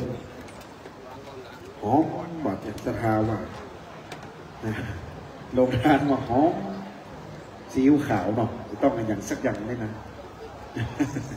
เมนูอะไรเดี๋ยวเตรียมเลี้ยงนึ่งเหลืออีกหนึ่งคนครับขอพวกคณะกรรมการเต้นหนึ่งท่านนะครับพวกเขาเต้นเลย8033กทมย้ายรถครับป่านนี้กี่ป่าเหลือนะ5965ลำพูนย้ายรถครับอ๋อตุ้ลุงอย่างครับตุ้ลุงอย่างครับตุ้ลุงวัดไหนครับเอาตุ้ลุงอย่างหมูอ่ะ5965อีเนาะรถของตุ้ลุงอย่างนะครับ5965ครับตุ้ลุงจะปิ้งนะครับแต่ตุ้ลุงอย่างหมูนะครับ5965ครับพวกเขารถดูนะพวกเขารถกำลังจัดเครื่องวัดนะครับออกมาด่วนตุ้ลุงจะปิ้งนะครับ5965ไม่รู้ว่าอะไรนะครับตุ้ลุงจะปิ้งนะ5965ครับนิมนต์ชุดสุดท้ายนะครับพระประการพระติโชวัดสัตว์นองหนีอาจารย์พระสุรพงศ์ธีรวังโสวัดศรีปินชัยอาจารย์พระชัยวัดนาคศิโนวัดพระธาตุใบน้อยอาจารย์พระธรรมนูญสิริพัฒน์พระเวทีวัดบัวบกอาจารย์พระสุรศักดิ์ภูริปัญโยวัดพระสิงห์ครึ่งอาจารย์พระณัฐพงศ์กตปุญโยผู้ดงกสถานน้ำพูนท่านอาจารย์พระมนัสอาภาธโรวัดแหลมหินจังหวัดตราด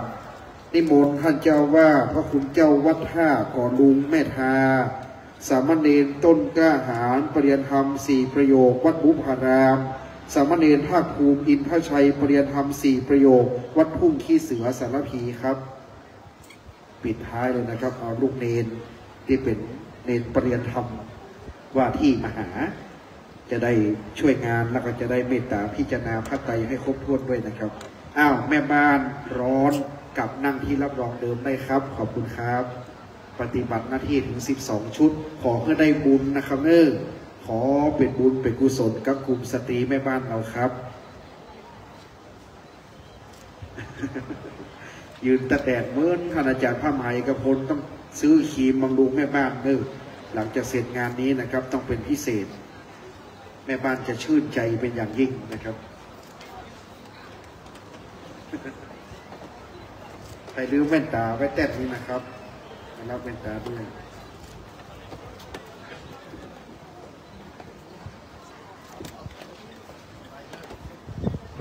นั่นนะคัดบังหน้าบ่ได้รอบเลยหน้าสักคนโชว์หน้าหน่อยโชว์หน้าหน่อย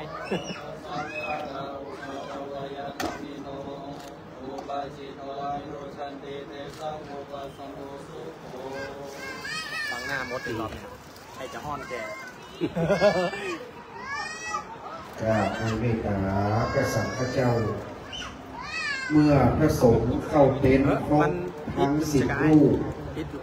เจ้าหน้าที่สัพพทนเหลือการกั้นไว้เพียงหลังเดียวนะครับหลังจากที่พระสงฆ์เข้าเต็นท์แล้วดังนั้นวันนี้ขอบคุณนายสัพพทนผู้ปฏิบัติหน้าที่ได้ปฏิบัติหน้าที่อย่างดีและอย่างงดงามที่สุดสมบูรณ์แบบทุกประการดังนั้นขอบคุณคณะผู้ปฏิบัตินะครับร่วมด้วยช่วยกันต่อจากนี้ไปครับเรียนเชิญท่านนายกเทศมนตรีประจำแท่นที่รับรองเพื่อเตรียมการอ่านประวัติครับอ่านประวัติก่อน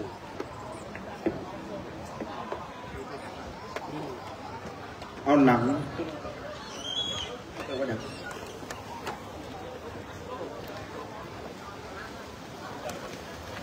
วันศุกร์บอกเอาหลังสีฟ้ามาบอกท่านนายก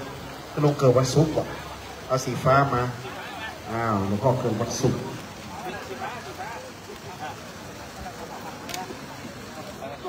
หลังเขียวเกตเจ้าหน้าที่2 ท่านที่จะเตรียมไฟชนวนสำหรับประชุมเพลิงและดอกไม้จันทร์เพื่อเตรียมพร้อมอยู่ด้านบนนะครับวันนี้ขอบคุณทีมงานแก้วกล้าวชมัยพรดอกไม้สดได้เกียมขันมารองรับไฟไว้อย่างประณีตละเอียดงานดีนะครับขอบคุณแก้วกล้าวชมัยพรทีมงานดอกไม้สดที่ได้มาสร้างป่าหิมพานต์รังสรรค์ออกมาอย่างงามแล้วก็เตรียมทางสำหรับรับไฟเจ้าหน้าที่ด้านบน2 ท่านเตรียมไฟให้พร้อมครับต่อจากนี้ไปนะครับท่านนายกเทศมนตรีตำบลศรีบัวบานจะเป็นผู้อ่านประวัติหลวงพ่อพระธิกรรมบุญส่งโสภณกิโตครับท่านพันตำรวจเอกสถิตพินิศรจะเป็นผู้น้อมนำประวัติหลวงพ่อเป็นลำดับต่อไปนะครับ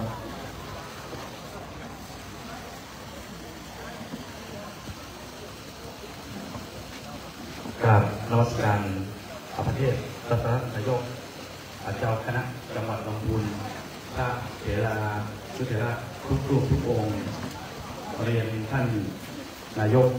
องค์การบริหารส่วนจังหวัดลำพูนพ่อกำนันผู้นำหมู่บ้านต่อจนแขกผู้มีเกียรติทุกท่านที่ได้มาร่วมงานในวันนี้กระผมพันตำรวจเอกสถิตพินิศรนายกเทศมนตรีตำบลศรีบัวบานในฐานะลูกศิษย์ศรัทธาวัดเสาหินได้รับอาจารย์ธรรมวัดนำเรียนประวัติของท่านพระอธิการบุญส่งโสภณกิโตในวันนี้พระอธิการบุญส่งโสภณกิโตอดีตเจ้าอาวาสวัดเสาหินตำบลศรีบัวบานอำเภอเมืองจังหวัดลำพูนชื่อบุญส่ง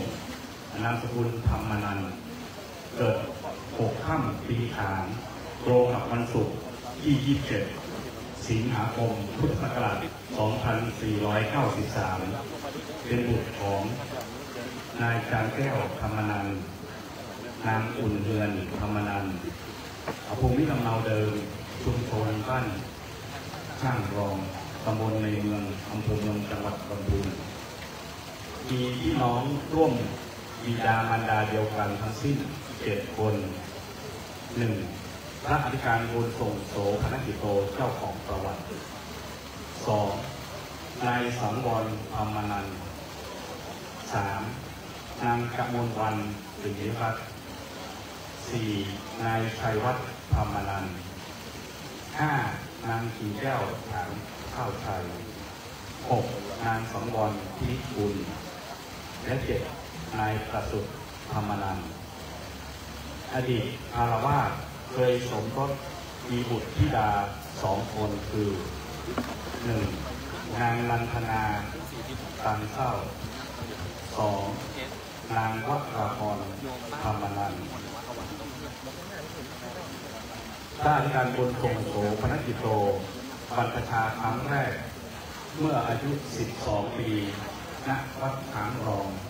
โดยมีพระราชอุปการเป็นเจ้าอุปชาครั้งหลังเมื่ออายุ47 ปีวันที่3 มีนาคม พุทธศักราช 2539 ณ วัดพระธาตุธาริพุนไทยโดยมีพระราช ธีรพรเป็นพระอุปชาท่านอุปสมบทเมื่อวันที่ 3 มีนาคม พุทธศักราช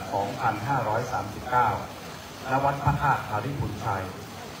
โดยมีพระราชธีรพรเป็นพระอุปชาพระครูโสภิตบุญญาคมเป็นพระกรรมวาจาพระอธิการกมลจินธรรมโมพระอนุสาวนาจารย์โดยได้รับฉายาโสภณกิโตแปลว่าผู้มีจิตอันงามด้านการศึกษาทางโลกท่านสำเร็จการศึกษาระดับมัธยมศึกษาปีที่ 5 โรงเรียนเมธีวุฒิกรด้านการศึกษาทางธรรมสอบไล่ได้นักธรรมตรี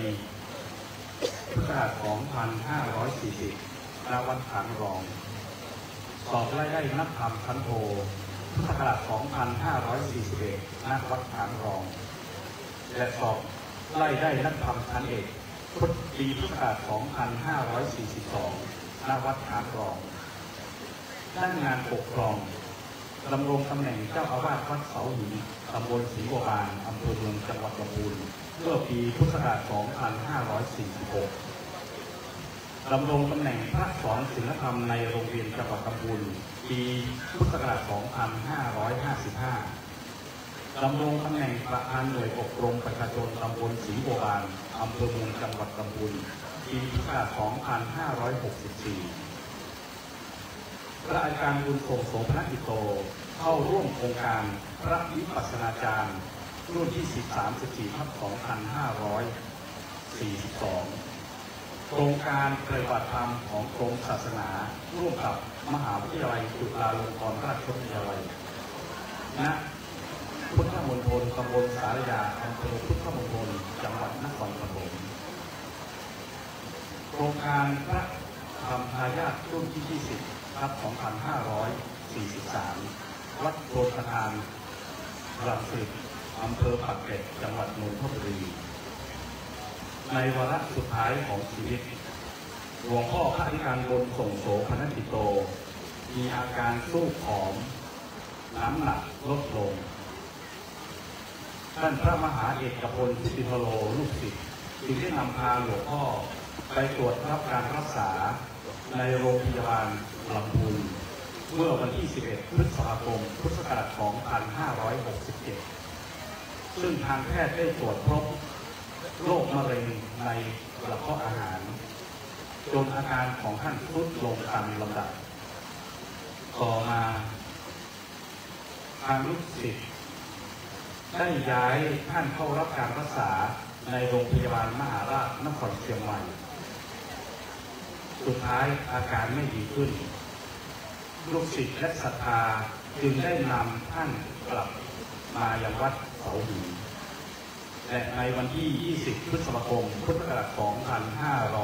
2567 พระอธิการบุญส่งโสภณกิโตได้มรณภาพลงสร้างความโศกเศร้าอาลัยให้กับลูกศิษย์ลูกหาศรัทธาวัดเสาหินรวม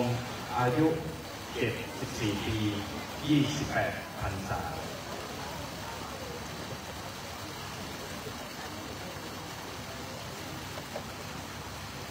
เชิญทุกท่านได้โปรดยืนขึ้นพร้อมกันครับวันนี้อยู่ในอาการอันสำรวมตั้งจิตให้เป็นสมาธิน้อมส่งดวงวิญญาณของหลวงพ่อพระธิการบุญส่งโสภณกิโตน้อมกายใจอยู่ในอาการอันสำรวมพร้อมกันนะครับ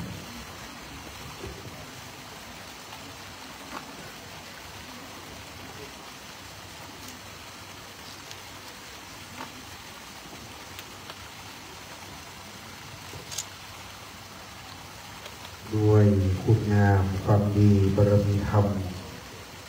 ที่หลวงพ่อพระธิการบุญส่งโสภณกิโตได้กระทำบำเพ็ญมาและกุศลบุญราศีในส่วนทักษิณานุปทานที่คณะศิษยานุศิษย์ได้กระทำบำเพ็ญแล้วขอจงเป็นพลวัตปัจจัยน้อมส่งดวงวิญญาณของหลวงพ่อสู่สัมปรายภพสุขติภูมิตลอดกาลนานขอบพระคุณท่านเชิญท่านได้โปรด มได้ครับและบัดนี้จะได้เรียนเชิญท่านประธานในพิธีทอดผ้าไตรบังสุกุลขอได้เชิญท่านวีระเดชผู้พิสิทธิ์ท่านนายกองค์การบริหารส่วนจังหวัดบางพูนได้ให้เกียรติทอดผ้าไตรบังสุกุลเป็นลำดับต่อไปขอได้เชิญท่านครับวันนี้จึงได้รับเกียรติจากท่านนายกวีระเดชผู้พิสิทธิ์ท่านนายกองค์การบริหารส่วนจังหวัดลำพูนได้ให้เกียรติเป็นประธานในพิธีวันนี้นะครับและด้วยความนอบน้อมในพระมหาเถระประธานสงฆ์กล่าวขอกราบรัตนาพระเดชพระคุณหลวงพ่อท่านเจ้าคุณพระเทพรัตนนายกเจ้าคณะจังหวัดลำพูนเจ้าวาดวัดพระธาตุหริภูมิชัยวรมหาวิหารโปรดเมตตาพิจารณาผ้าไตรบังสุกุลณบัดนี้กราบรัตนาหลวงพ่อครับสาธุชนน้อมประนมมือขึ้นครับพระเดชพระคุณผู้เป็นประธานเป็นพระมหาเถระตนเมตตาแห่งล้านนาเมืองลำพูนหลวงพ่อจะโปรดเมตตาในการพิจารณาผ้าไตรบังสุกุลในการนี้ครับ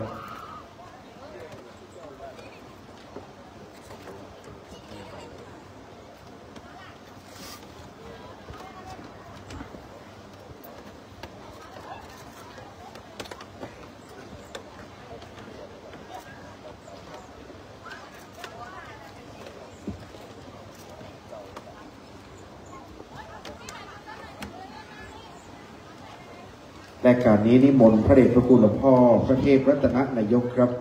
เมตตาจุดไฟประชุมเพลิงเป็นเบื้องต้นคณะสงฆ์จะสูตรปัญจขันธาปาดกองของวงหากจะได้ทรงสการจุดประชุมเพลิงณบัดนี้ปัญจขันธารูปกันโตเวทนากันโตสัญญากันโตสังขาราวิญญาณกันโตจัตตากัจจโนรูปกันโตยังจิตจิรูปังนาตินิมนต์พระเดชพระคุณพระศรีธรรมโสพลนำคณะสงฆ์ขึ้นวางดอกไม้จันทร์ลิกังวาสุโกมังวาอินังวาปานิตังวาดุเลวาสันติเกวาตาเตกัจจังอาภิตัญโยอิตัวอาภิสังกีปิตัวยังมุจจติรูปักกันโนบัดนี้ได้จุดไฟประชุมเพลิงเริ่มสร้างทรงสการยังหลวงพ่อพระธิการบุญส่งโสมนกิโตกราบในบารมีธรรมหลวงพ่อพระเทพรัตนนายกนะครับ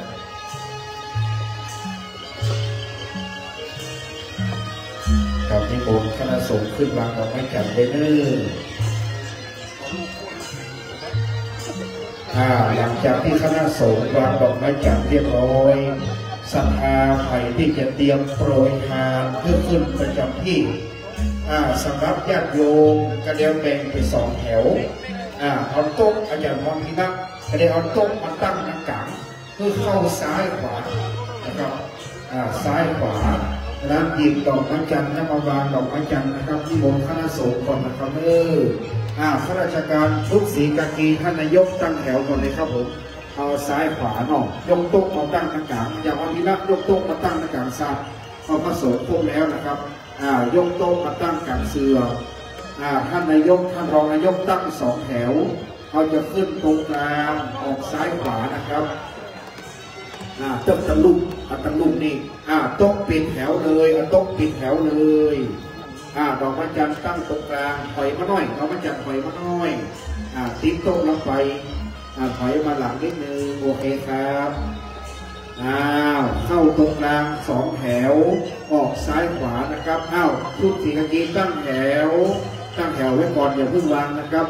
สีกากีตั้งแถวไว้ก่อน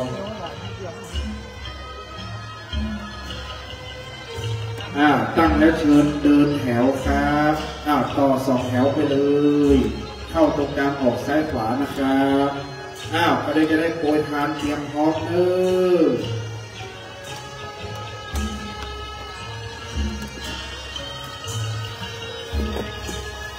วางบนโต๊ะข้างล่างเลยนะครับเดินแถวเลยครับออกซ้ายขวานะครับเข้าตรงกลางไปเข้าซ้ายออกซ้ายแต่เข้าขวาออกขวาครับขอบคุณพระสงฆ์ทุกรูปนะครับ ตอนเย็นนัดหมาย6 โมงครึ่งครับผมนัดหมาย6 โมงครึ่งแมลงจะได้เตรียมพร้อมในพิธีการต่อไป6 โมงครึ่งตอนเย็นนัดหมายนะครับกระเรียนท่านอาจารย์โอโมจะประชาสัมพันธ์ต่อ6 โมงครึ่งตอนเย็นนัดหมายทีมงานเขาหลวงพ่อเจดินมาแล้วหลวงพ่อเจดินจะโป่งวันที่22 กุมภาพันธ์ที่วัดดอยสะพานยูกรรมการวัดเฮานัด5 โมงครึ่งญาติโยมนัด6 โมงครึ่งนัดกรรมการ5 โมงครึ่งสาธุขอบคุณแม่ประธานวันนี้ขอบคุณชมรมส่งสการแม่ประธานวันนี้ออกงานแรกนะครับวันนี้เขาออกงานแรกแม่ประธานออกงานแรกต่อจากนี้ไปเดี๋ยวเขาจะได้ลวดหลายๆงานนะครับออกงานแรกวันนี้แม่ประธานมาแล้วเริ่มต้นเทศกาลอย่างเป็นทางการแล้วนะครับ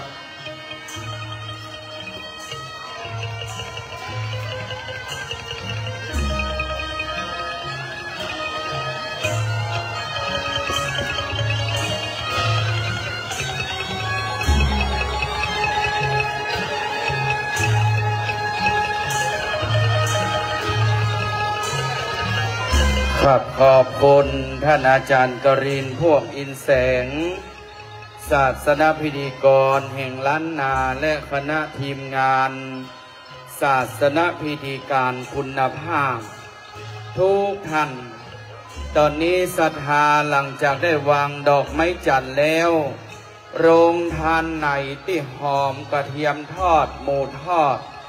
ศรัทธาประกันกินเข้า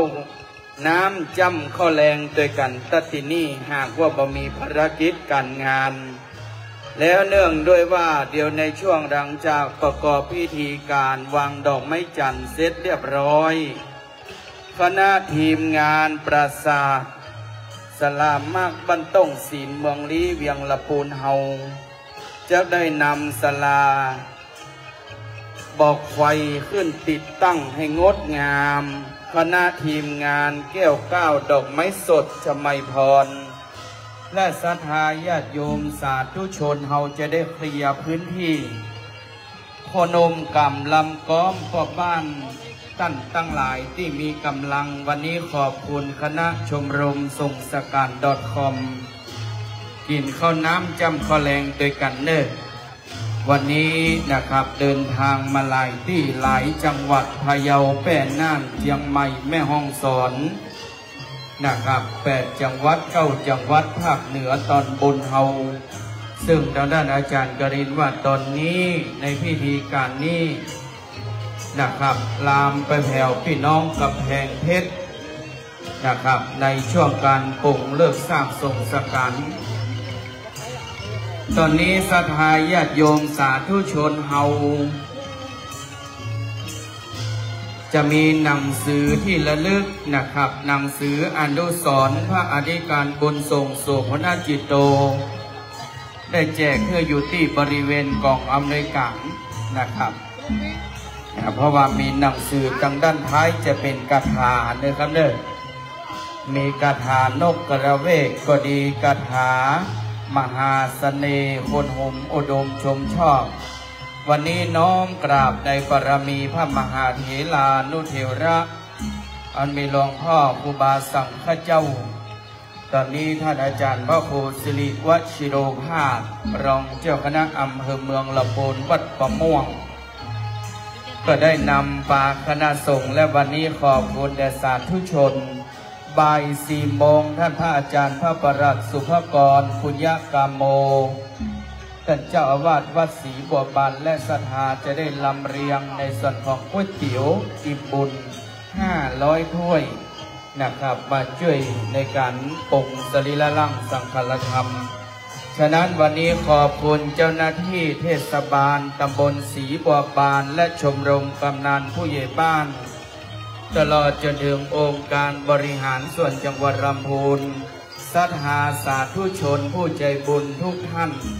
ขอบคุณทุกโรงทานอันมีคุณโยมปี้พัชรพรเอื้อมฟ้าโยมแป้งว่าที่ผู้สมัครสส.ลำพูนเขต 1ที่จะได้ดูแลในส่วนของเขตอำเภอเมืองอำเภอแม่ทาบันทิ ได้มาตั้งโรงทานวันนี้ถึงก๋วยเตี๋ยวข้าวอุ่นจิ้นทอดและศรัทธาสาธุชนทุกสารทิศบริการให้ทั่วถึงนะครับเด้อบริการให้ทั่วถึงนะครับวันนี้ขอบคุณในการประกอบพิธีประชุมเพลิงนะครับเป็นไปด้วยความเรียบร้อยงดงามตามบารมีธรรมแห่งตุลุงบุญทรงเขาจะประกอบพิธีในเวลาตามที่ทั้งท่านอาจารย์กรินได้นำเรียนว่าประมาณสัก6 โมง 5 โมง 6 โมงนี่ขอคณะกรรมการมักกันให้ก่อน6 โมงครึ่งคณะจ้างฟ้อนแม่บ้านตำบลศรีบัวบานที่เขาได้ซักซ้อมไว้ประมาณ 40-50 ท่านพร้อมกันหน้าลานพิธีเขาจะได้ฟ้อนก็ประมาณสัก6 โมงครึ่งนะครับหลังจากฟ้อนชุดแม่บ้านฟ้อนเล็บถวายมือเป็นที่เรียบร้อยจะมีคณะจ้างฟ้อนจากเฮือนจ้างฟ้อนเจ้านางน้อยละปูนจะได้ชุดการแสดงทรงสการน้อมถวายแด่จิตวิญญาณของพระอธิการบุญทรงครบจำนวน2 ชุดแล้วจะได้น้อมเข้าสู่การประกอบพิธีสดับพระธรรมเทศนาเป็นธรรมวัตรแบบพื้นบ้านเมืองเหนือชื่อว่ามาลัยโพธิ์โลกโดยได้กราบอาราธนาพระเดชพระคุณนั้นหลวงพ่อเจ้าคุณพระเทพรัตนนายกเจ้าคณะจังหวัดลำพูนเจ้าอาวาสวัดพระธาตุหริบุญชัยวรมหาวิหารเมตตาเป็นองค์แสดงพระธรรมเทศนามาลัยโพธิ์โลกจบเรียบร้อยถวายจตุปัจจัยทายธรรมปุญญากันเทศท่านอาจารย์พระครูรัตนวันสาธรครูบาเจ้าไกรลาภรัตนวันโนจากอุโบสถดอนตองเวลุคามปะสังละปูนจะได้เมตตากระโลงขอขมาแด่สรีระร่างสังฆธรรมในช่วงที่กระโลงขอขมาท่านพระมหาเอกพลชุตินโลด็อกเตอร์จะได้เมตตาประคองทานดอกไม้พร้อมด้วยพระสงฆ์สมณเณรและคณะลูกศิษย์ลูกหาแห่งตุลุงที่บนปราสาทแก้ววิมานทองเรียบร้อยแล้วจะได้กราบพระราชนาพระมหาเถระได้จุดไฟประชุมเพลิงเลิกทราบทรงสการฉะนั้นขอเรียนเชิญศรัทธาที่รับชมไลฟ์สดของทุกช่องทางตึงเลี้ยวทองคำเทพชัตเตอร์ตึงบุญสวัสดิ์ชมลงส่งสการตึงพ่อแม่ศรัทธาหลายช่องกำลังถ่ายทอดสดในเวลาประมาณสัก6 โมงครึ่งจะมีการฟ้อนการลำ1 ทุ่มจะมีการแสดงพระธรรมเทศนาทุ่มครึ่งจะเป็นการกระโลงขอขมาและจุดไฟประชุมเพลิงนำเรียนกับศรัทธาสาธุชนได้รับทราบใครที่จะเดินทางกันมาในช่วงนี้ก็พักผ่อนตามอัธยาศัยสำหรับในส่วนของดอกไม้จันทร์หลังจากศรัทธามาพบไฟวันนี้เตรียมไว้ประมาณ 200-300 ช่อ2-3 พันดอกนะครับจึงที่เป็นช่อเป็นดอก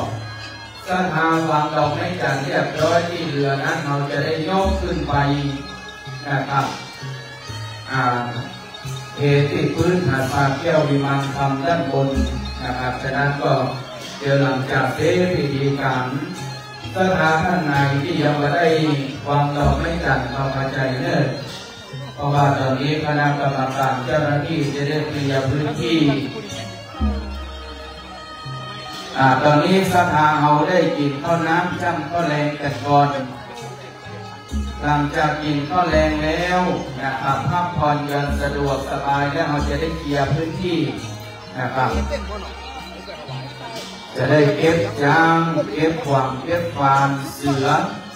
นะครับตลอดจนถึงดอกไม้ต่างๆจะได้เคลียร์พื้นที่แล้วก็คณะกลุ่มพ่อบ้านหลังจากกินข้าวน้ำนะครับบำรุงธาตุขันธ์เรียบร้อยพอตั้งเต็นท์นะครับเด้อถ้าเต็นท์แต่ละจุดเราจะได้เคลียร์เหลือเฉพาะโครงเหล็กนะครับเพราะว่าในช่วงการประกอบพิธีประชุมเพลิงนี้ กลัวว่าเป็นหมักไฟเปลวไฟจะว่าหลังเก้นเพราะว่ามีราคาแพงฉะนั้นพระรามหามเตียงในช่วงของการเลิกทราบทรงสตานั้นนะครับเราจะได้นำคณะนะครับบรรเทาสาธารณภัยจึงเทศบาลตำบลศรีบัวบานตำบลบ้านกลางตำบลปัสสักนะครับได้ยอดในส่วนของม่านน้ำลำเพื่อชุ่มฉ่ำเพราะเนื่องจากว่าพลังคาพรามหำเปียกนั้นเป็นใบตองตึงที่เราได้ไปเก็บในป่าในดอยม่อนหัวเสืออันเป็นป่าที่อุดมสมบูรณ์ของพี่น้องศรัทธาขวบแค่เสาหินนอกตัวโดยที่นะครับวันนี้ขอบคุณทุกเจ้าภาพขอบคุณทุกเจ้าศรัทธาละเล็กละอ่อนจากวางดอกไม้จันทร์ก็กระจายเนื้อละเนื้อ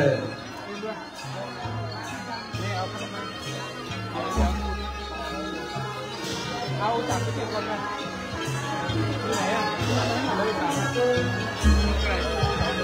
1 2 3 4ขอคณะกรรมการเฮาเดอร์ทุกคนทุกท่านช่วยกันคนเก้าอี้ทุกตัวที่อยู่ในปลับนี้ขึ้นไปบนศาลากรรมเลิกก่อนที่จะได้ประชุมเลิกสร้างชมสถานผู้ลงเลิก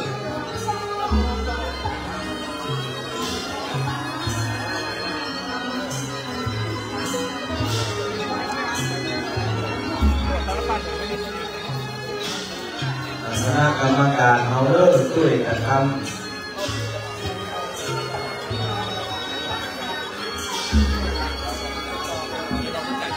ใครจะมาวางดอกไม้จันทร์ก็กระจายมาเด้อเดี๋ยวเราจะได้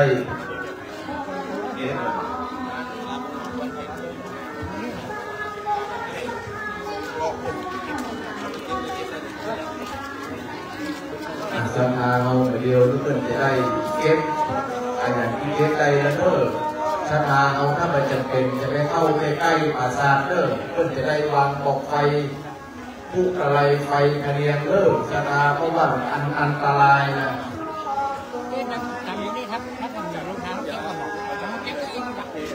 แล้วเก้าอี้ขอเมตตาสถาเขาด้วยกันคนตึงเก้าอี้และก็โต๊ะเคียงคนเก้าอี้ไปก่อนแล้วเทนอันใดที่ร้อนใจของร้อนเพราะว่ามันจะเป็นโฮเวลาส่งสถานผู้รู้เลิกด้วยกันคนละตัว2 ตัวสมณเณรว่าเสาหินเฮามีไหน10 คน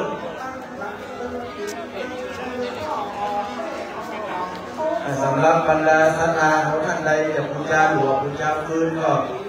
ใกล้ถึงเวลาทุ่มเลิกศรัทธาเลิกก็ยังมีโอกาสอยู่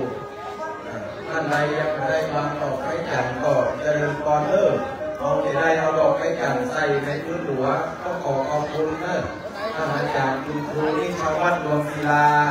นิชวัฒน์ดวงศิลาหรือคุณครูยีนทุกทิศวัดสันป่าฝ้ายโมทนาเด้อมาแห่ไม่เย็ดคืนมาแห่ก็มาแห่ปี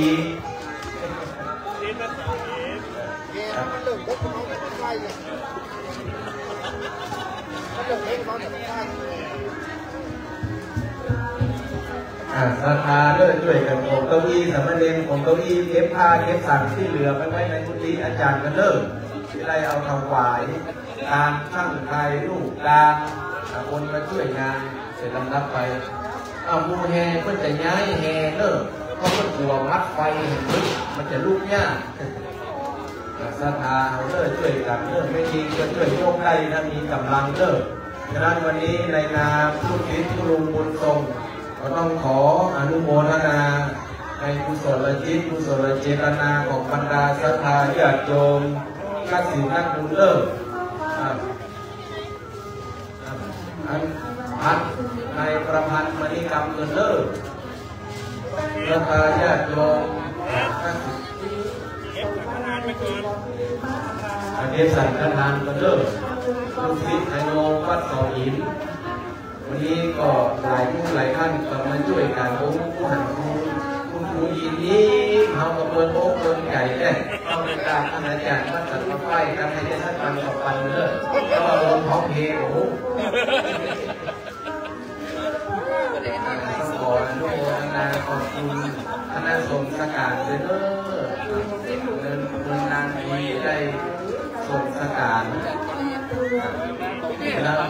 พี่บอกเก็บของเขาอ่ะอันไม่ซ้ำก็ต้องเก็บบอก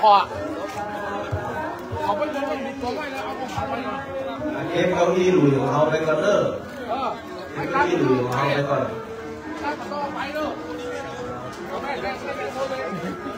ฉะนั้นสภาเอาอันใดช่วยกันเก็บไว้กันเก็บก่อนเด้อเดี๋ยวเขาเจ็บใจเก้าอี้มานั่งเอาอนุโมทนาลูกศิษย์ลูกหาผู้ลุงบุญทรงวันนี้ก็พี่นานสิงห์พี่นานนนท์โคตรเอกแต่อยู่ด้วยกันมาเมื่อจะมาภาพที่ก็เป็นลูกศิษย์พี่นานสิงห์แต่คนเพื่อเอาไม้เทียนเขาแต่ครับอยู่ด้วยกันเมื่อ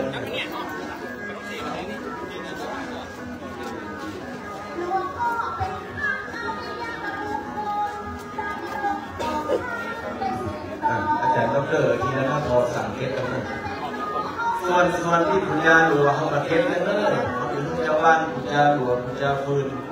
ได้อยู่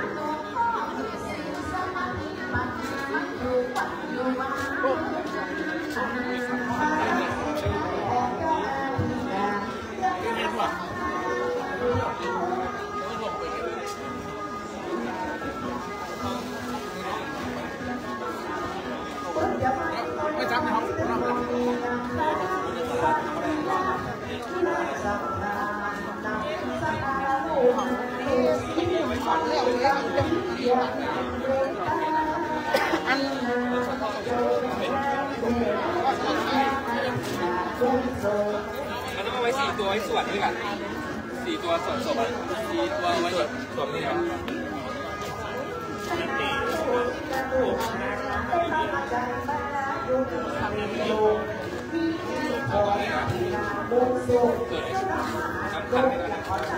ใกล้กันด้วย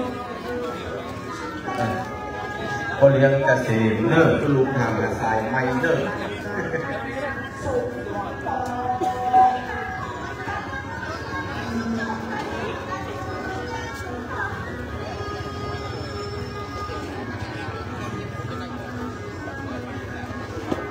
โอเคนะครับจะขอยุดไลฟ์ก่อนนะครับเดี๋ยว6 โมงครึ่งมาเจอกันแหมกำ1นะครับ